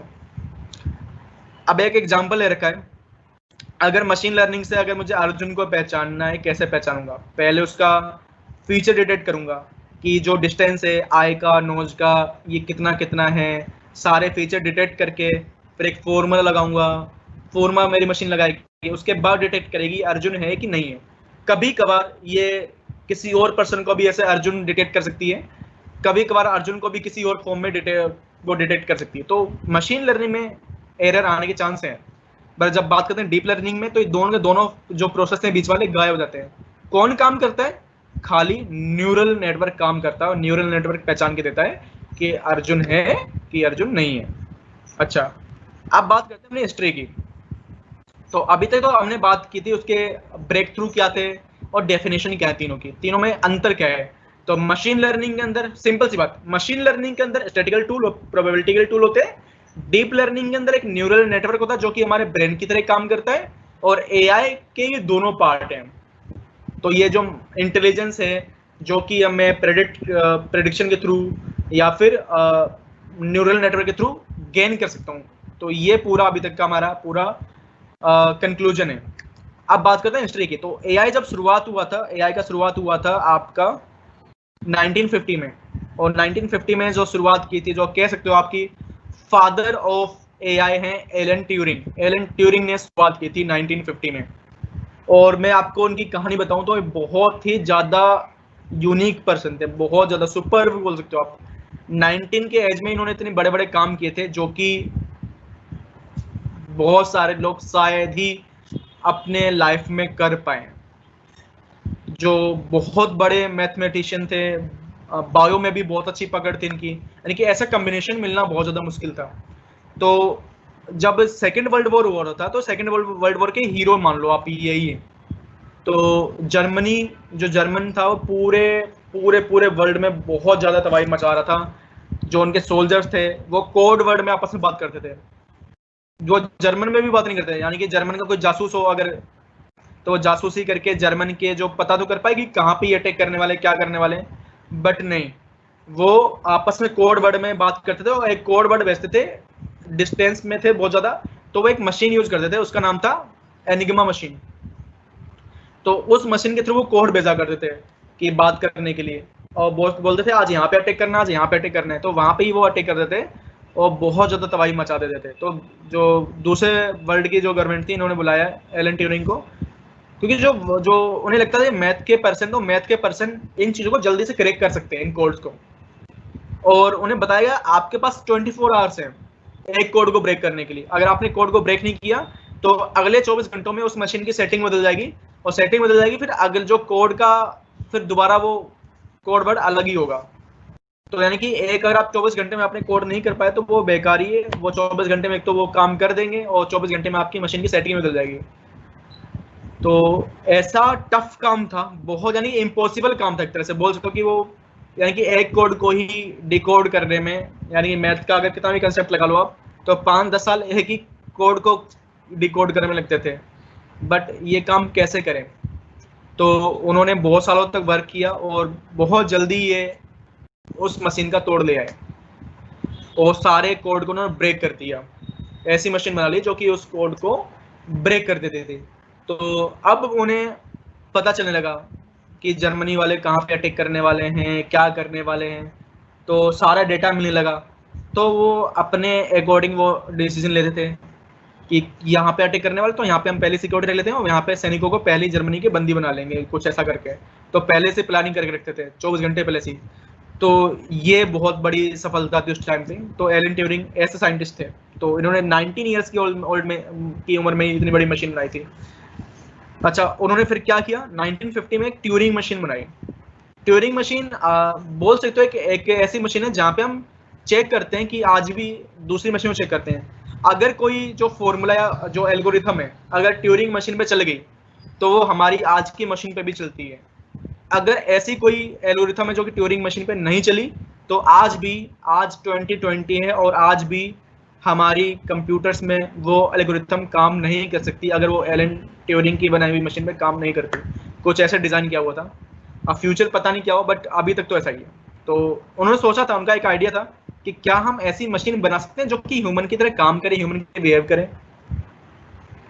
अब ये जो टाइम था ना 1950, बहुत ज़्यादा गोल्डन एरा था, बहुत ज़्यादा, यानी कि यहाँ पे लोगों को लगने लगा, साइंटिस्टों की बातों से लगने लगा, सरकार को, कंपनीज को, कि ये मशीन बहुत जल्दी बनने वाली है जो कि इंसानों की तरह काम करने वाली है। गवर्नमेंट ने बहुत फंड किया, कंपनियों ने बहुत ज़्यादा इन्वेस्ट किया कि चलो ठीक है, आप हमारा सपना पूरा करो, आप रिसर्च बहुत ज़्यादा करो, बहुत जल्दी रिजल्ट के साथ आओ। साइंटिस्टों ने भी क्या किया, 1956 में एक अपनी एक पूरी कम्युनिटी बनाई और डार्टमाउंट यूनिवर्सिटी में उन्होंने कॉन्फ्रेंस की, तो जिसका नाम भी डार्टमाउंट कॉन्फ्रेंस रखा उन्होंने। तो यहाँ पे उन्होंने डिसाइड किया कि क्या क्या रिसर्च होंगी एआई में, क्या क्या हम कर सकते हैं। तो यहाँ से उनका जो दौर था वो शुरू हुआ। 1957 में फ्रैंक रोजनब्लेट थे, उन्होंने एक परसेप्ट्रॉन थ्योरम बनाई। तो उसमें क्या था कि पहला, आप बोल सकते हो पहला न्यूरल नेटवर्क का काम था ये। तो ये क्या करती थी ये थ्योरम, ये चीज़ों को, जो भी इसके पास डेटा आता था, दो भागों में क्लासिफाई कर देती थी, ये डेटा अलग, ये डेटा अलग, छाटने का काम एक बोल सकते हो। और 1959 में आर्थर चैमुल हुआ है, जिन्होंने, ये देख सकते हो आप चेकर की प्रोग्राम की एक पिक्चर है। तो कुछ ऐसा बनाया था कि कंप्यूटर को एक ह्यूमन से खेलना है और कंप्यूटर एक ह्यूमन से कैसे जीत सकता है, ये उन्होंने बनाने की कोशिश की थी। बट क्या हुआ कि इस टाइम पे एक और रोबो आया था, एंड्रॉयड रोबो बोल सकते हो आप, कि 1972 के करीब आया था मैं वो ये। तो उस रोबो का नाम एंड्रॉयड रखा था। एंड्रॉयड क्यों रखा था, क्योंकि अभी जो आपका एंड्रॉयड फ़ोन है, क्योंकि आन का मतलब होता है कि ह्यूमन, और ड्रॉइड का मतलब जैसा, ह्यूमन के जैसा, वो सुन सकता था, चल सकता था, इसलिए उसका नाम एंड्रॉयड रखा था। तो अच्छी अच्छी इन्वेंशन हुई थी उस टाइम पे, तो लोगों को लगा कि नहीं नहीं अब तो काम हो सकता है। बट हुआ क्या कि 1966 में एक एलपेक कमेटी थी, उन्होंने जैसे रिव्यू किया जो मशीन ट्रांसलेशन की जो मशीन है बनी कितनी बनी है, तो उन्होंने रिव्यू किया, उन्हें लगा कि 1966 तक ये मशीन बनना ही बहुत मुश्किल है। तो एआई की फील्ड में एलपेक कमेटी की रिपोर्ट बहुत बड़ा नेगेटिव पॉइंट थी। 1969 में मार्विन मिन्स्की ने बुक पब्लिश कर दी, उसने बताया कि जो फ्रैंक रोजनब्लेट ने परसेप्ट्रॉन थ्योरम बनाए थे उसकी कुछ लिमिटेशन है। 1973 में लाइट हिल की रिपोर्ट आई कि जो वादे किए थे एआई के फील्ड में अभी तक साइंटिस्ट पूरे नहीं कर पाए हैं, और शायद मुश्किल ही है कि वो इन वादों को निभा पाए। जो कुछ ये रिपोर्ट आई तो कंपनियों के और गवर्नमेंट के ने अपने हाथ खड़े कर दिए, नहीं अब हम आपको ज़्यादा पैसा नहीं देंगे, हम आपको 1500-1600 सालों से इन्वेस्ट कर रहे हैं, बट जो रिपोर्ट्स आ रही हैं ये बहुत नेगेटिव आ रही हैं, और इनका मानना है कि आपकी जो रिसर्च है हो तो रही है बट आप उस रिजल्ट तक नहीं पहुंच पा रहे हो। शायद ही ऐसी कुछ मशीन हम बना पाए जो कि इंसानों की तरह काम करें। तो ये था विंटर का टाइम, विंटर यानी कि जहाँ पे एआई की रिसर्च कम होने लगी। क्यों? क्योंकि उन पे पैसा कम मिलने लगा, सरकार ने और कंपनियों ने अपने हाथ खींच ली थी इस टाइम तक। फिर से बूम आ गया।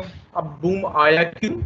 क्योंकि इस टाइम पे बना था एक और एक्सपर्ट सिस्टम। एक्सपर्ट सिस्टम में बता देता हूँ होता क्या है कि अगर मान लो कोई डॉक्टर है, डॉक्टर अपनी एक नॉलेज एक कंप्यूटर को फीड कर देता है।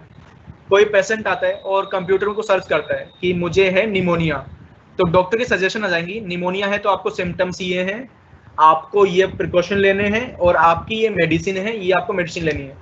कुछ ऐसा कुछ सिस्टम उन्होंने बना दिया कि हम एक पर्सन की जो भी उसकी इंटेलिजेंस है एक कंप्यूटर के अंदर फिट कर देंगे, और जो भी सर्च करेगा उस कंप्यूटर के अंदर तो उसके रिलेटेड उसको आंसर मिलना शुरू कर जाएंगे। तो ये बनाएंगे। अच्छा इन्वेंशन था। जो फॉर्च्यून 500 कंपनी थी उनमें से 2/3 कंपनियां ये यूज करने लगी थी। बट इसकी एक दिक्कत थी, दिक्कत ये थी कि ये इंटेलिजेंस डाली तो थी, मतलब कुछ स्पेशल लोगों की इंटेलिजेंस डाली, यानी कि जो भी जैसे जितने भी आप बोल सकते हो कि डोमेन्स हैं, लाखों जितने भी प्रोफेशन है, हर एक प्रोफेशन की इन्होंने इंटेलिजेंस नहीं डाली थी।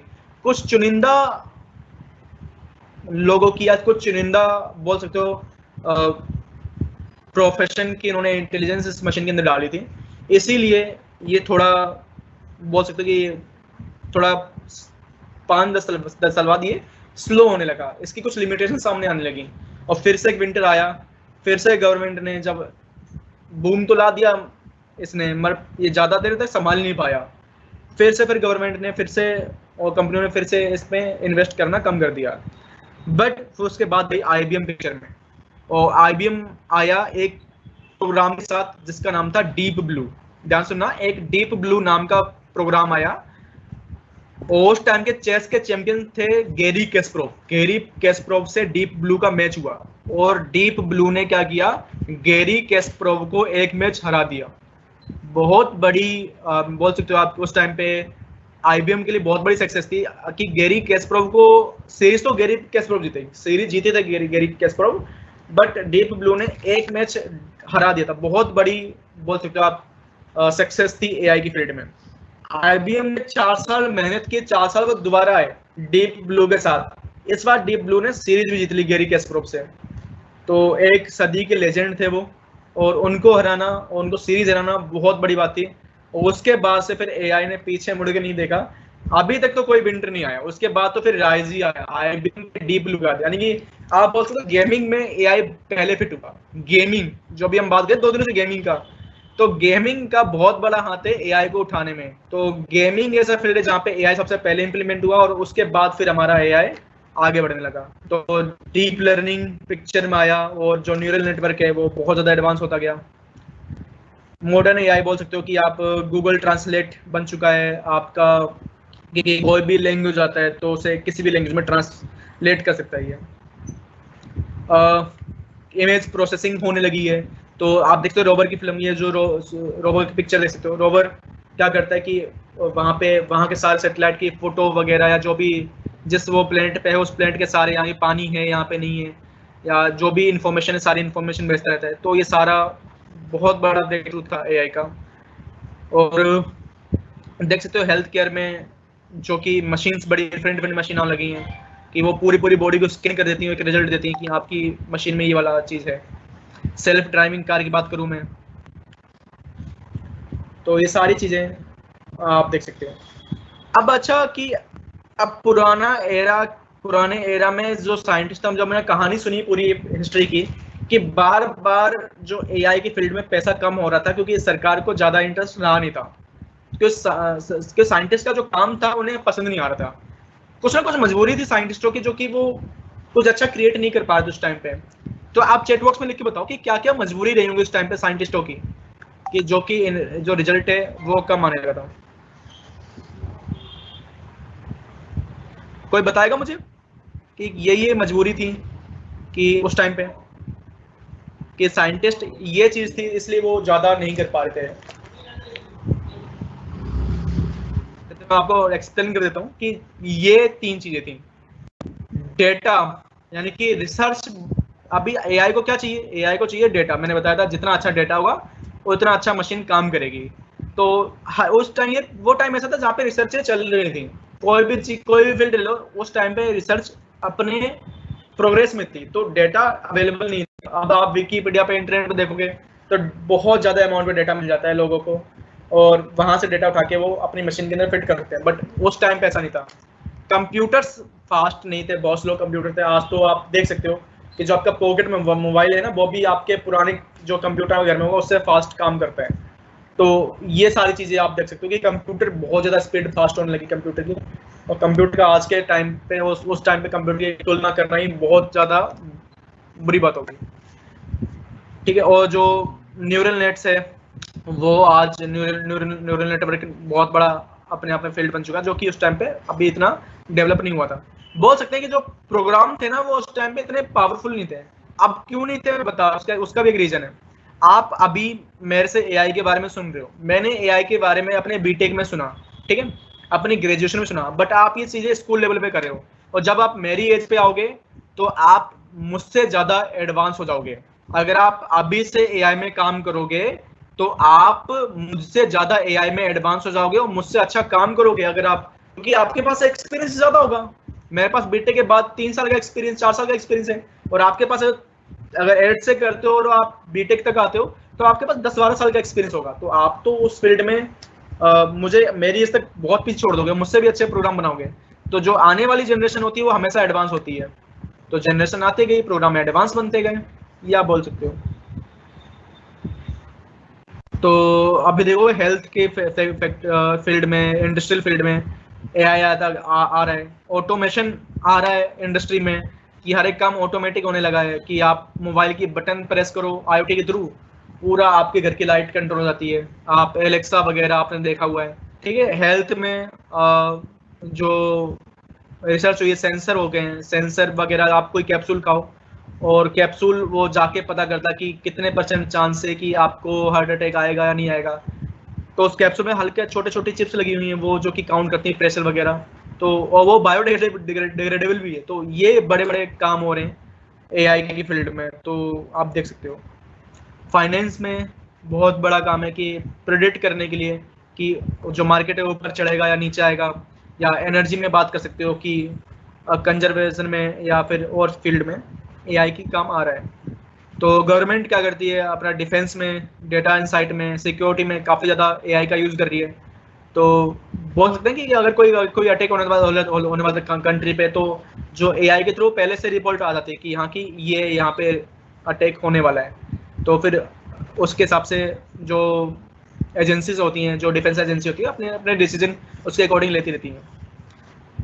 कार्स में, ट्रांसपोर्ट में, एरोस्पेस में, हर जगह एआई ने अपना आजकल पैर बिछा दिए और बहुत ज़्यादा आगे आ चुका है। एप्लीकेशन आपने देखा होगा, गूगल मैप का देखा होगा, कि नेविगेशन के लिए बता देता है कि कहाँ पे जाना है, किस रास्ते जाना है। पहले पूछना पड़ता था, आज में मुझे पता है कि अभी भी अगर 10 साल पहले जब मैं जाता था अपने पापा के साथ कार में, तो वो पूछा करते थे कि अगर डिफेंस कॉलेज जाना है, अगर कहीं पे और पे जाना है तो रास्ता क्या होगा। बट आजकल क्या है, आपने गूगल मैप पे अपनी लोकेशन सेट कर दी और आप वहाँ पे तुरंत पहुँच जाते हो बिना किसी रास्ते पूछे हुए, और बताता भी आपको कि इस रास्ते ज़्यादा ट्रैफिक है, ये ठीक रहेगा आपके लिए। तो ये चेंज हुआ है मेरे सामने ही है। राइड शेयरिंग, ओला उबर आया है वगैरह, फेसबुक ट्विटर, इन सब पे भी एआई इम्प्लीमेंट चुका है। कंटेंट वगैरह, या आप बोलते हो कि इमेज प्रोसेसिंग, ऑब्जेक्ट डिटेक्शन, ये सारी एप्लीकेशन वगैरह हैं। तो ये थे हमारे लर्निंग ऑब्जेक्टिव, और अब हम करते हैं एक्टिविटी परफॉर्म। थ्योरी की बात बहुत होगी, मुझे होप है कि आपको ये थ्योरी से आइडिया हो गया होगा कि what is the AI, what is the ML, what is the DL, और हिस्ट्री क्या थी, क्या क्या हाइप थे, क्या क्या विंटर थे एआई के, ठीक है, क्यों थे विंटर, और क्यों आज हम इस चीज पे हैं। और एप्लीकेशन तो आप रोज देखते ही हो, एप्लीकेशन में ज्यादा एक्सप्लेन करने की जरूरत भी नहीं है, क्योंकि आपको पता ही है कि इतना वास्ट में आप देख रहे हो आजकल टेक्नोलॉजी के सामने ही है। अगर आप कहीं पे भी जाते हो तो कहीं ना कहीं पेमेंट की बात ले लो, अगर आपको पेमेंट ट्रांसफर करनी है बैंक टू बैंक, या मोबाइल से बैंक में पेमेंट ट्रांसफर करनी है, बिल पे करना है, तो आज हर एक चीज आपके हाथों में आ चुकी है। वो क्यों हुआ है? क्योंकि एआई इतना इंटीग्रेट हो चुका है आजकल। अच्छा, अब एक्टिविटी अब परफॉर्म करते हैं, ठीक है। अब ये एक्टिविटी है इमेज क्लासिफिकेशन की, इमेज को पहचानने की, ठीक है। तो आप या तो नोट्स बना लो, ठीक है, या फिर आपको रिकॉर्डिंग मिल जाएगी, साथ में करोगे तो, बट ध्यान से देखना कि पीछे ना छूट जाओ, क्योंकि एक स्क्रीन पे आप परफॉर्म करोगे और एक स्क्रीन पे आप समझोगे, देखोगे, तो कहीं छूट ना जाओ आप, ठीक है। तो वो आप देखना कि आपको करना क्या, नोट्स बनाने क्या क्या करना है, ठीक है। और अगर दीपक सर कोई भी डाउट होता है तो फिर मुझे बता दें, बच्चे कहाँ पे अटके एक्टिविटी में, ठीक है। Sure sir. Okay sir. अच्छा, तो आपको ना अभी हम चैट बॉक्स में भी दे देते हैं लिंक, आपको लिखना है गूगल टीचेबल मशीन।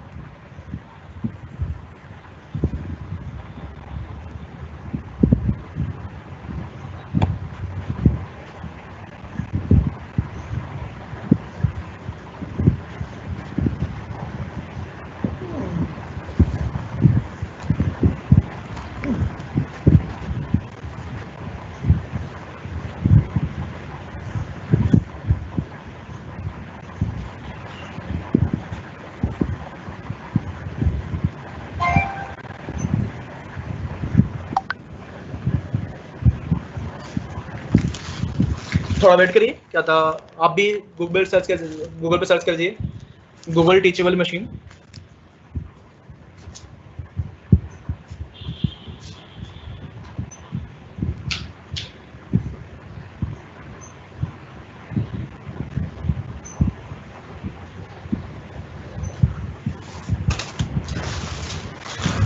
ओके, तो दीपक सर आप प्लीज यहाँ से चैट बॉक्स में लिंक दे दीजिए बच्चों को एक बार।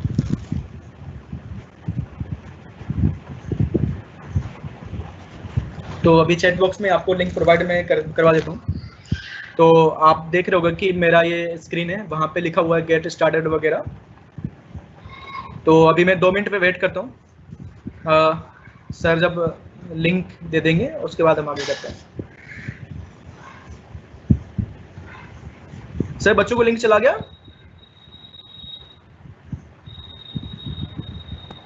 सर दे रहे हैं जी sir. Yes sir, link is pasted sir. Okay, thank you sir. बेटा आप उस लिंक पे क्लिक करके, या जिसने अभी सर्च ना किया हो तो वो उस लिंक पे क्लिक करके यहाँ पे आ सकता है।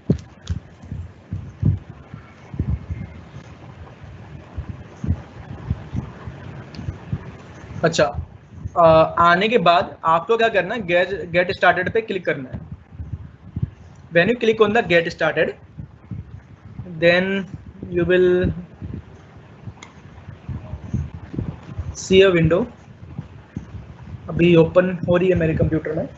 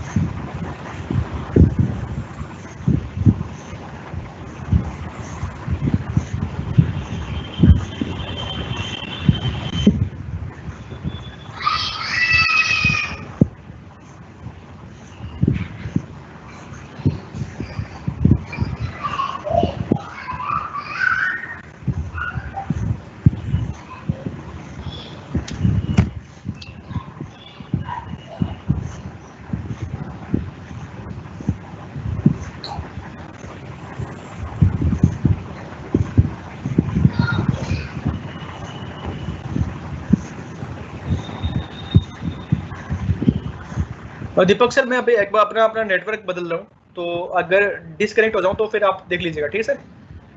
ठीक है, ठीक है।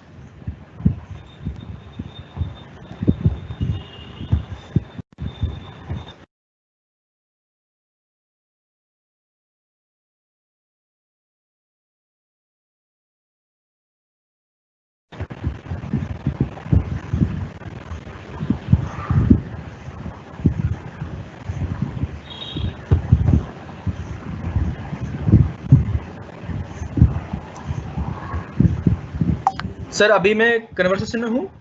हाँ बिल्कुल सर, आप ओके ओके कन्वर्सेशन ओके, में ठीक हो। है सर। ओके ओके, तो जब आपने गेट स्टार्टेड पे क्लिक किया तो आपको ये विंडो मिलेगी बेटा, जहाँ पे आपको दिखेगा इमेज प्रोजेक्ट, ऑडियो प्रोजेक्ट और पोज प्रोजेक्ट। तो ये 3 तरह के आप क्लासिफिकेशन करवा सकते हो इमेज को देख के। इमेज को भी क्लासिफाइड कर सकते हो, ऑडियो को आइडेंटिफाई करवा सकते हो, या किसी पोज को अपने आइडेंटिफाई करवा सकते हो किसी काम को करने के लिए, ठीक है? तो आपके ऊपर है। अभी मैं आपको इमेज दिखा रहा हूँ, आप घर पे जाके तीनों ट्राई करना एक बार। तीनों बहुत आसान है, कोई मुश्किल काम नहीं है, आप आराम से इसे कर सकते हो, ठीक है? तो मैं पहले कर रहा हूँ इमेज पे क्रिएट। जब आप इमेज पे क्लिक करोगे तो आपको ये दिखेगा क्लास 1, क्लास 2। अब हमें क्या करना है, अपनी सबसे पहले क्लासों को नाम देना है कि क्या पहचान है आपको। सबसे पहले नाम दे रहा हूं मैं मी। मैं क्या करूं, अपनी फोटो को अपने आप को पहचानवाऊंगा अपनी मशीन से कि ये मेरी इमेज है। तो उसको नाम देता हूं मैं क्लास 2। इसको नाम देता हूं मैं रिमोट। अपने रिमोट को पहचानूंगा कि ये मेरा रिमोट है। आप भी ऐसे क्लास बना सकते हो अपनी, ठीक है? अगर आपको और ऑब्जेक्ट पहचानवाने 5-6 लोगों की क्लास बनानी है तो आप यहाँ से क्लास ऐड कर सकते हो। देखो यहाँ पे एक ऑप्शन है ऐड क्लास का। ऐड क्लास पे क्लिक करोगे तो देखो क्लास 3 आया, तो और एक और क्लास करोगे तो क्लास 4 भी आ जाएगा। तो कितने ऑब्जेक्ट को आपको पहचानवाना है, कितने ऑब्जेक्ट को आइडेंटिफाई करवाना है, आपके ऊपर डिपेंड है, ठीक है? तो मैं यहाँ पे 2 को करवा रहा हूँ। अगर आपको डिलीट करनी है क्लास बना के तो यहाँ पे आप 3 डॉट दिख रहे हैं, 3 डॉट पे क्लिक करोगे तो यहाँ पे ऑप्शन है डिलीट क्लास। 3 डॉट पे क्लिक करोगे तो डिलीट क्लास। अभी मैं 2 चीजों को आइडेंटिफाई करवा रहा हूँ, अपने आप को और अपने रिमोट को, ठीक है? तो अभी आप इस स्टेप तक आइए, मैं 2 मिनट वेट करता हूँ, फिर हम आगे फिर से शुरू करते हैं।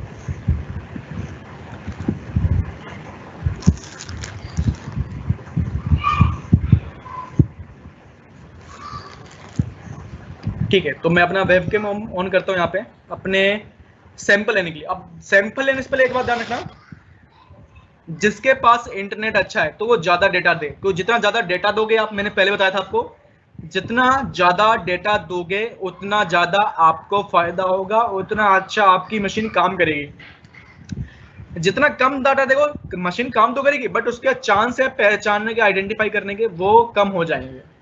तो अगर आपके पास अच्छी इंटरनेट की स्पीड है आपके घर में, अगर आपके घर में अच्छी इंटरनेट की स्पीड है तो आप 60 या 70 सैंपल ले लो हर एक ऑब्जेक्ट के। अगर आपके पास स्पीड अच्छी नहीं है तो आप 5 या 6 सैंपल लेके काम खत्म कर दो, ठीक है। तो यहाँ पे मैं वेबकैम को ओपन करता हूँ। तो यहाँ पे आपको मेरी पिक्चर दिख रही होगी। तो यहाँ पे क्या करना है, मुझे होल्ड करना है और अपने सैंपल को रिकॉर्ड करना है।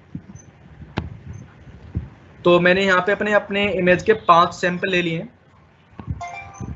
और एक और क्लिक किया, 10 सैंपल हो गए। अगर आपको ज़्यादा लग रहा है सैंपल, अगर आपकी इंटरनेट की स्पीड कम है तो यहाँ पे आप डिलीट कर सकते हो सैंपल को। मैंने 1 2 3 मैंने अपने 6 सैंपल रखे हुए हैं, ठीक है। तो आपके पास इंटरनेट की स्पीड कम है तो आप 5-6 सैंपल रख सकते हो। अगर आपके पास इंटरनेट की स्पीड अच्छी खासी है तो आप 60-70 सैंपल लो। मैं ये कहूँगा कि ज़्यादा मशीन आपका एक्यूरेट काम करेगी, ठीक है। ये मैंने अपनी इमेज के 6 सैंपल ले लिए हैं। अब मैं क्या करता हूँ, अपने रिमोट के 6 सैंपल लेता हूँ।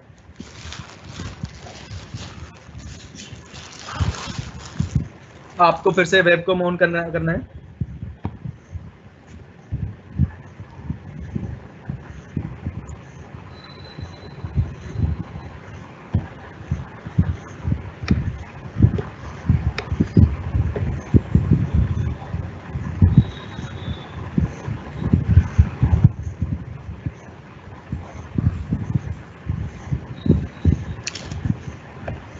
रिमोट के भी मैंने 5 सैंपल ले लिए हैं, ठीक है।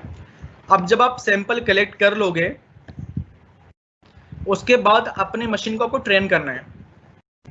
तो यहाँ पे आपको ट्रेन योर मॉडल पे क्लिक करना है जब आपका पूरा डेटा अपलोड हो जाए। क्लिक किया। ट्रेनिंग होने में थोड़ा टाइम लगेगा, वो टाइम डिपेंड है कि इंटरनेट की स्पीड कैसे है आपके पास।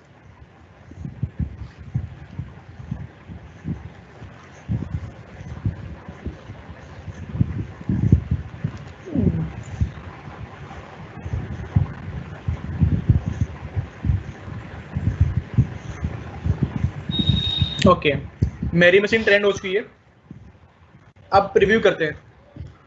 जैसे अभी ये पहचान रहा है, ये 100% जीतू को 100% पहचान लिया। तो दिखा रहा है कि ये ऑब्जेक्ट 100% जीतू है।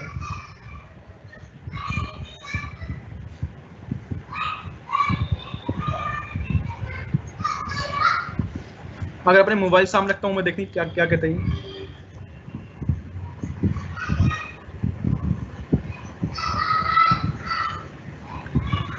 तो ये देखो डेटा गलत दे रहा अभी, क्योंकि मैंने मोबाइल को उसको पहचानवाया ही नहीं, मोबाइल को मैंने दिया ही नहीं है। तो फ्लक्चुएट करा डेटा, कभी जीतू को ज़्यादा बता रहा है क्योंकि हरी शर्ट इसके पीछे आ रही है शायद, और कुछ रिमोट जैसा दिख रहा है, कुछ रिमोट जैसा दिख रहा है, इसीलिए कभी रिमोट को ही 62% बता रहा है। तो मैंने यही कहा कि अगर कम डाटा दोगे तो आपका रिजल्ट क्या पता कभी कभार एक्यूरेट ना है। अब देखिएगा जब मैं रिमोट को आगे रखता हूँ तो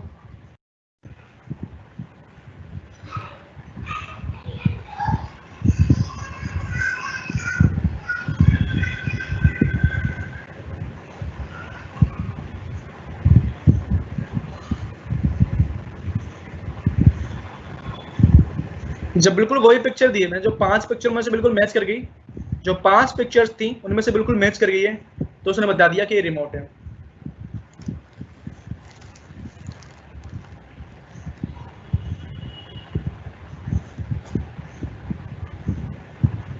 अगर आपको अपने मॉडल डाउनलोड करना है तो एक्सपोर्ट मॉडल पे जाके क्लिक कर सकते हो आप।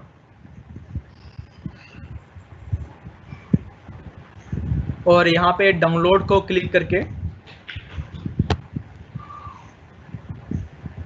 और फिर यहाँ पे डाउनलोड माई मॉडल कर सकते हो आप, ठीक है। तो आई थिंक यहाँ तक आपको सब कुछ समझ में आ गया होगा। मैंने इनपुट को ऑफ कर दिया अभी।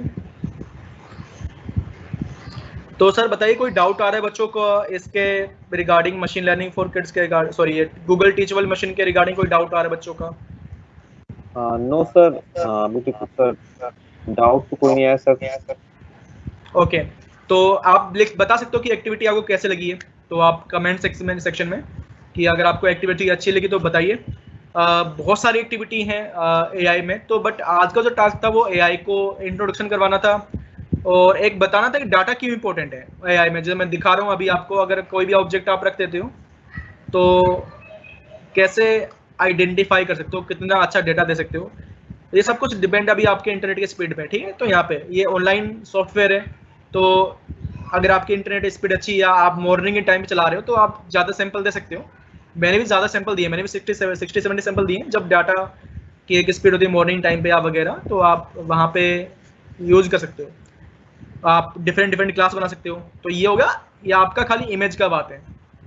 और ये बता सकता हूँ मैं आपको, जब आपने किसी ने रसबेरी पाई पे काम कर रखा हो, एक माइक्रो कंट्रोलर है, तो उसमें ना यही फाइल, यही वाली जो एक्सपोर्ट मॉडल की फाइल है ना, यही फाइल हम कन्वर्ट करके डालते हैं, उसमें फिर पाइथन का प्रोग्राम बनाते हैं, फिर हम पहचानते हैं अगर अच्छा मैं हूँ, अगर मेरी इमेज है, अगर मेरी इमेज है तो गेट ओपन हो जाए, अगर मेरी इमेज ना हो तो गेट ओपन ना हो।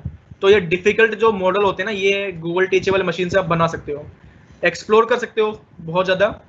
अगर आपको कोई डॉक्यूमेंटेशन चाहिए, आपको कोई हेल्प चाहिए तो प्लीज़ सर एक ईमेल आईडी दे दीजिए, तो बच्चों को अगर कोई भी हेल्प आती है, कोई भी अगर क्वेरी करनी है तो आप हमें रीच कर सकते हो पूछने के लिए, अगर कोई भी क्वेरी आपको होती है तो मुझे अच्छा लगेगा कि अगर आपकी कोई भी क्वेरी सॉल्व होती है।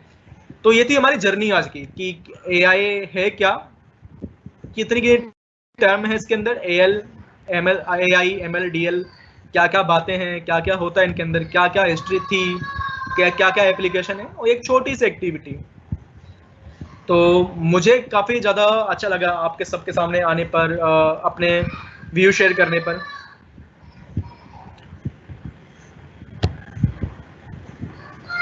तो टाइम होता तो मैं अभी आपको 3-4 एक्टिविटी और करके दिखाता, और मैं आपको एक लिंक दे रहा हूँ, आप सर्च कर सकते हो आप घर पे जाके, मशीन लर्निंग फॉर किड्स।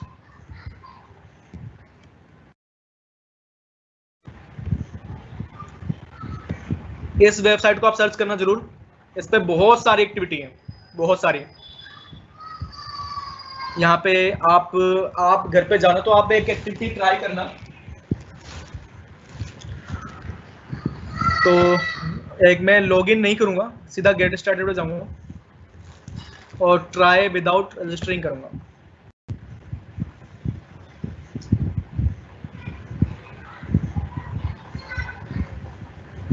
ठीक है, यहाँ से आप पहले इनकी जो उनके खुद के टेम्पलेट है उनका ही कुछ बना के क्रिएट करके देखना। जब कॉपी टेम्पलेट करोगे तो यहाँ पे एक फाइल होगी टाइटैनिक सर्वाइवर की, तो आप उसको बना के देखना एक बार, कैसा लगेगा आपको।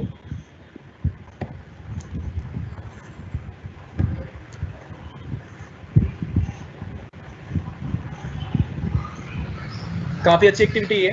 तो अभी एक्टिविटी अगर होगा थोड़ा टाइम लग जाएगा, आपका टाइम ज़्यादा चल जाएगा, बट मैं आपको कहूँगा कि आप एक बार ट्राई करके देखना। मैं आपको उसका डॉक्यूमेंट भेज दूँगा, उसकी पीपीटी होगी मेरे पास, तो मैं आपको ये पीपीटी सर जो होंगे शेयर कर देंगे, आप साथ रिसोर्स शेयर कर देंगे, तो वहाँ पे आप जाके एक्टिविटी देख सकते हो, जब तक मैं आपको इसका लिंक दे देता हूँ।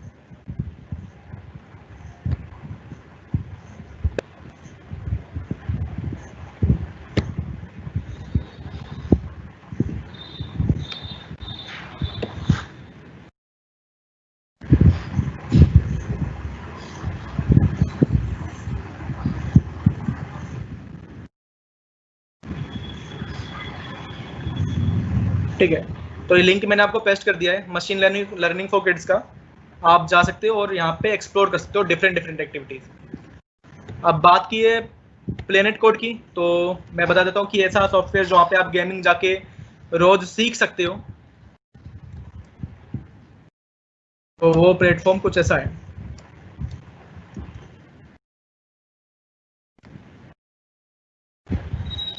जो 2 दिन हमने सिखाया है गेमिंग में, उससे एडवांस आप यहाँ पे सीख सकते हो, यहाँ पे पूरे ट्यूटोरियल आपके लिए हैं। तो करना क्या है, आपको सबसे पहले साइन अप करना है यहाँ पे।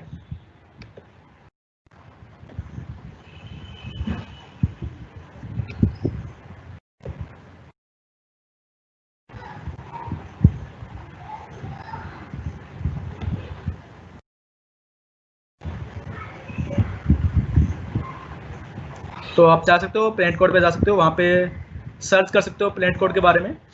यहाँ पे साइन अप वगैरह आप कर सकते हो। यहाँ पे सिंपल है, मैं कुछ तब भी कुछ बता देता हूँ आपको स्टेप। अगर आप as a student sign up कर रहे हो तो स्टूडेंट पे क्लिक करना, अगर एज ए टीचर कर रहे हो तो टीचर पे क्लिक कर देना। यहाँ पे अपना नाम, यहाँ पे अपना सरनेम आप लिख देना। अगर सरनेम नहीं है तो दोनों पे आप अपना नाम फिल कर देना। यूजर नेम मेरे नाम के हिसाब से सजेस्ट करके आ जाएगा। देखिए जैसे ये मेरा यूजर नेम आ गया। कोई भी अगर आपको इनमें से कोई भी यूजर नेम अच्छा लग रहा है तो कोई भी पिक कर लेना, नहीं तो मैंने अपनी तरफ से बना रखा है check@engineer। आप वो भी देख सकते हो कि आपको क्या यूजर नेम बनाना है। ईमेल यहाँ पे आप अपना, आपका KBS का ईमेल बन रखा है तो आप KBS वाली आईडी भी यहाँ पे फिल कर सकते हो। नहीं तो आपकी पर्सनल आईडी है तो आप पर्सनल आईडी से भी इन्हें लिंक कर सकते हो। पासवर्ड आपको ईमेल का नहीं डालना है, पासवर्ड आपको ईमेल का नहीं डालना है, पासवर्ड आपको क्रिएट करना है। ध्यान रखना है, आपको दो चीजें नोट करनी है अपनी। डिटेल भरते वक्त अपना यूजर नेम और अपना पासवर्ड जो भी आप लिखोगे एक कॉपी में फिल कर लेना, क्योंकि इन्हीं दो की हेल्प से आप हमेशा साइन इन करोगे, यानी लॉगिन करोगे। लॉगिन करने के लिए यूजर नेम चाहिए होता है और पासवर्ड चाहिए होता है, वो दोनों आप यहाँ पे फिल करोगे। कुछ भी पासवर्ड आप फिल करोगे, कंफर्म पासवर्ड में वो सेम टू सेम पासवर्ड आप फिल कर देना। अपनी डेट ऑफ बर्थ चूज करना, अपना जेंडर चूज करना। स्कूल का नाम भरते हुए ध्यान रखना, जैसे मैंने लिखा KBRK पुरम सेक्टर 8 लिखा हुआ है ना। तो जब भी स्कूल का नाम लिखोगे तो कहीं भी डॉट मत लगाना, कोई स्पेशल कैरेक्टर लाइक हाइफन वगैरह यूज नहीं करना है, कोई नंबर यूज नहीं करना। जैसे मैंने 8 भी लिखा हुआ है, 8 भी मैंने अल्फाबेट्स में लिखा हुआ है। न्यूमेरिकल लेटर कोई भी यूज नहीं करना है आपको, हमेशा आपको अपने स्कूल का नाम पे खाली अल्फाबेट्स यूज करना है, ये ध्यान रखना है आपको, ठीक है, फ्यूचर में याद रखना। स्कूल टाइप में जो जितने भी केबी स्कूल हैं वो सारे गवर्नमेंट हैं, ठीक है। कंट्री में आप इंडिया सेलेक्ट कर लेना, स्टेट आपके अकॉर्डिंग जो भी स्टेट हो वो आप सिलेक्ट कर सकते हो। ग्रेड में आपकी क्लास आ जाएगी, कौन सी क्लास में आप पढ़ते हो, फोन नंबर, और फिर साइन अप। साइन अप करते हो मैंने आपसे पहले कहा था कि साइन अप करते हो आपको दो चीजें ध्यान रखनी है, एक अपना यूजर नेम और एक अपना पासवर्ड, क्योंकि इन्हीं दो चीजों की हेल्प से आप लॉगिन करोगे। तो जैसे मैंने अपना यूजर नेम और पासवर्ड से लॉगिन करना है, बस साइन अप एक ही बार करना है, उसके बाद सारा लॉगिन ही करना है आपको। ये रहा मेरी प्रोफाइल, ठीक है। तो यहाँ पे ब्रोंज बेज है, सिल्वर बेज है और गोल्ड बेज है। अब ये मेरी प्रोग्रेस है, ये ई बेजेस हैं आपको मिलेंगे। अगर आप स्क्रैच का पूरा कोर्स खत्म कर लोगे तो आपको ब्रोंज बेज मिल जाएगा। अगर कंस्ट्रक्ट का जो कि सर ने दूसरे लेवल का बताया है उसको पूरा कंप्लीट कर लोगे, सिल्वर बेज मिलेगा। और आखिरी में एडवांस यूनिटी। आप देखो जो प्रोफेशनल गेम डेवलपर हैं वो यूनिटी का यूज करते हैं, जो बड़ी बड़ी गेम बनाने के लिए। फ्री फायर जैसी गेम यूनिटी पे बनी हुई है। तो अगर ऐसी गेम कुछ बनानी है आपको 3D गेम, तो आप तो यूनिटी सीखना पड़ेगा। सारे ट्यूटोरियल आपकी यूनिटी के पड़े हुए यहाँ पे, और इसका भी कोर्स खत्म कर लिया तो आपको गोल्ड मैच मिल जाएगा। तो देख रहा हूँ जैसे आपको जैसे यूनिटी सीखना है, मैंने क्या किया, यूनिटी पे क्लिक किया। यूनिटी पे क्लिक किया मैंने तो मुझे बहुत सारे यहाँ पे वीडियो मिल गए यूनिटी के। तो क्या करना है आपको, किसी भी वीडियो पे क्लिक कर देना है।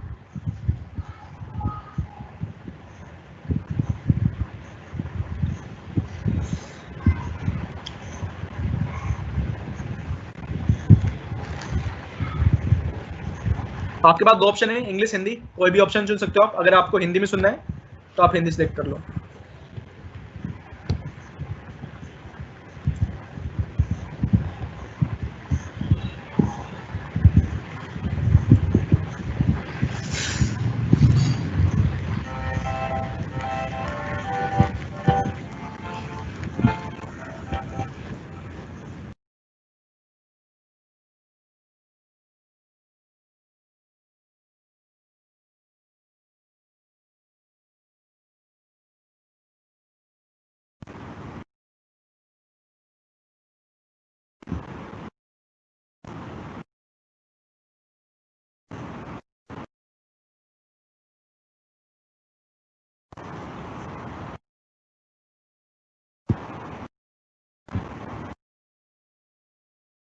जैसे आपने देखा पूरा वीडियो आपका एनिमेशन में मिलेगा, ठीक है। और एक बात ध्यान रखना है, जैसे अभी आपकी ये वाला वीडियो देखो, अभी आपका अनलॉक है ना, यहाँ पे मैं प्ले कर सकता हूँ इसे, और ये सारे वीडियो मेरे लॉक्ड हैं, ये सारे वीडियो मेरे दूसरे वाले वीडियो लॉक्ड हैं, इनको मुझे अनलॉक करने के लिए ये वाला वीडियो देखना पड़ेगा पूरा, यानी कि आपको एक एक करके वीडियो देखने हैं। अगर दूसरा वीडियो देखना है तो पहला वीडियो को आपको पूरा देखना होगा, दूसरा वीडियो आपका अनलॉक हो जाएगा। जब दूसरा पूरा देख लोगे तो तीसरा वीडियो अनलॉक हो जाएगा। तो आपको एक एक करके सारे वीडियो देखने हैं, ठीक है। तो आप पूरा प्लेन कोड ऐसे खत्म कर सकते हो एक एक वीडियो देख के। जब आप पूरा कोर्स खत्म कर लोगे तो आपको सारा आइडिया हो जाएगा कि कैसे गेम बनानी है, सीख लोगे सारा गेम, और लिंक भी सारे आपके पास हैं। यहाँ पे आप जाओगे तो यूनिटी कैसे डाउनलोड करना है, सारे लिंक इस वेबसाइट पे दिए हुए हैं। गेम को बनाने के लिए जो भी इन्होंने एसेट यूज करके हैं, साउंड वगैरह या गेम का जो ऑब्जेक्ट है, मेन प्लेयर है, वो सारे ऑब्जेक्ट भी सारे डाउनलोड कर सकते हो आप यहाँ से। तो सारी चीजें दे रखी हैं यहाँ पे आपको, एसेट से लेके लिंक से लेके हर एक इंफॉर्मेशन प्रोवाइड है, और आप वीडियो देख के सीखोगे क्या करना है। तो ये है प्लेनेट कोड, जहाँ पे आप अपनी प्रोग्रेस देख सकते हो, कितना आपको गेम डिजाइनिंग आ गया है, खुद के गेम क्रिएट कर सकते हो। तो ये था 3 दिन का पूरा वर्कशॉप जो कि था गेम डिजाइनिंग पे, एआई पे, और हमें इन 3 दिनों में आपके साथ जुड़ के बहुत ज़्यादा अच्छा लगा है। कुछ कमियां हो सकती रह गई हूँ, टेक्निकल इशू बहुत ज़्यादा रह गए हूँ, बट कोई चिंता की बात नहीं है। जितने भी रिसोर्सेज हैं वो हम आप सबके साथ शेयर करेंगे, और जल्दी से दोबारा मिलने का ट्राई करेंगे, दोबारा आप सबसे मुलाकात हो, एक नई चीज़ के साथ हम आए। और अगर आपको कोई भी डाउट है तो प्लीज़ दीपक सर ने एक मेल आईडी आपको लिखेंगे, उस मेल आईडी पे आप जाके हमसे मिल सकते हो, पूछ सकते हैं डाउट कि सर मुझे यहाँ पे इस चीज़ में डिफ़िकल्टी आ रही है, मैं ये चीज़ बनाना चाहता हूँ और मुझे आपकी हेल्प चाहिए। तो हमें बहुत अच्छा लगेगा कि आपको आपकी हेल्प करके। तो ये थे मेरे थॉट। दीपक सर, आप कुछ कहना चाहते हो तो आप अपने विचार रख सकते हो बच्चों के Yes, सामने। बिल्कुल। Thank you very much, sir, for teaching us about the artificial intelligence, because आप जैसा जानते हो कि artificial intelligence का प्रोग्राम हमारे सीबीएसई में भी इन्वॉल्व हो गया है, और गवर्नमेंट काफी फोकस कर रही है कि हम आपको एक टेक्नोलॉजी स्किल्स के बारे में, जो आपके अंदर जो प्रोग्रामिंग्स हैं वो डेवलप करें। तो प्रोग्रामिंग्स तभी आएंगी जब आप उसको सीखोगे। तो वही हम लोगों ने आपको बताया कि आप जो अपनी प्रोग्रामिंग स्किल्स हैं, कैसे गेम के थ्रू इम्प्रूव कर सकते हो, और कुछ आपको आर्टिफिशियल इंटेलिजेंस के बारे में हमने इन 3 दिन में बताने की कोशिश करी। देखिए, ये सब जो प्रोग्रामिंग स्किल्स और टेक्नोलॉजी स्किल्स इतना बड़ा चैप्टर है कि हम अगर एक 1 मंथ भी आपको पढ़ाएं तब भी हम ये नहीं कह सकते हैं कि हम इसको कंप्लीट कर देंगे, ठीक है। तो इन 3 दिनों में हमने यही आपसे कोशिश करी है कि हम आपको कितने ज्यादा रिसोर्सेज बता पाए, कहाँ से आपको खुद लर्न करना है, और कैसे अपनी जो भी डेवलपमेंट स्किल्स है in the field of technologies कैसे ग्रो करना है। So students and respected teachers, very much thank you for attending these 3 days workshop organized by the KV Janakpuri. I am really thankful to the KV Janakpuri and all the KVs that are joined with us from the last 3 days and supporting us. Whether you are feeling any problem, just feel free to contact us. We are always available to solve your problems in any field regarding the artificial intelligence, Internet of Things, gaming, in any field that are related with the technologies. So we will again see you again in a very new field in the technologies like IoT. अगर just in future सितंबर में अगर होगा तो हम फिर से एक workshop organise करेंगे इंटरनेट ऑफ थिंग्स या रोबोटिक्स की आपके साथ। सो आई रियली लाइक कि मुझे आपके साथ 2 दिन पढ़ाने का मौका मिला, और साथ में जितेंद्र सर की तरफ से मैं सभी को थैंक यू बोलना चाहता हूँ। ओके, सो इस 3 डेज को वर्कशॉप को हम यहीं पे एंड करते हैं। एंड मैं आपको अपनी मेल आईडी दे दूंगा कि आप अपनी जो भी प्रॉब्लम्स हैं मुझे अपनी मेल आईडी के थ्रू और मेरी मेल आईडी में सेंड कर सकते हैं। Okay, very much thank you to all of you for participating in this workshop.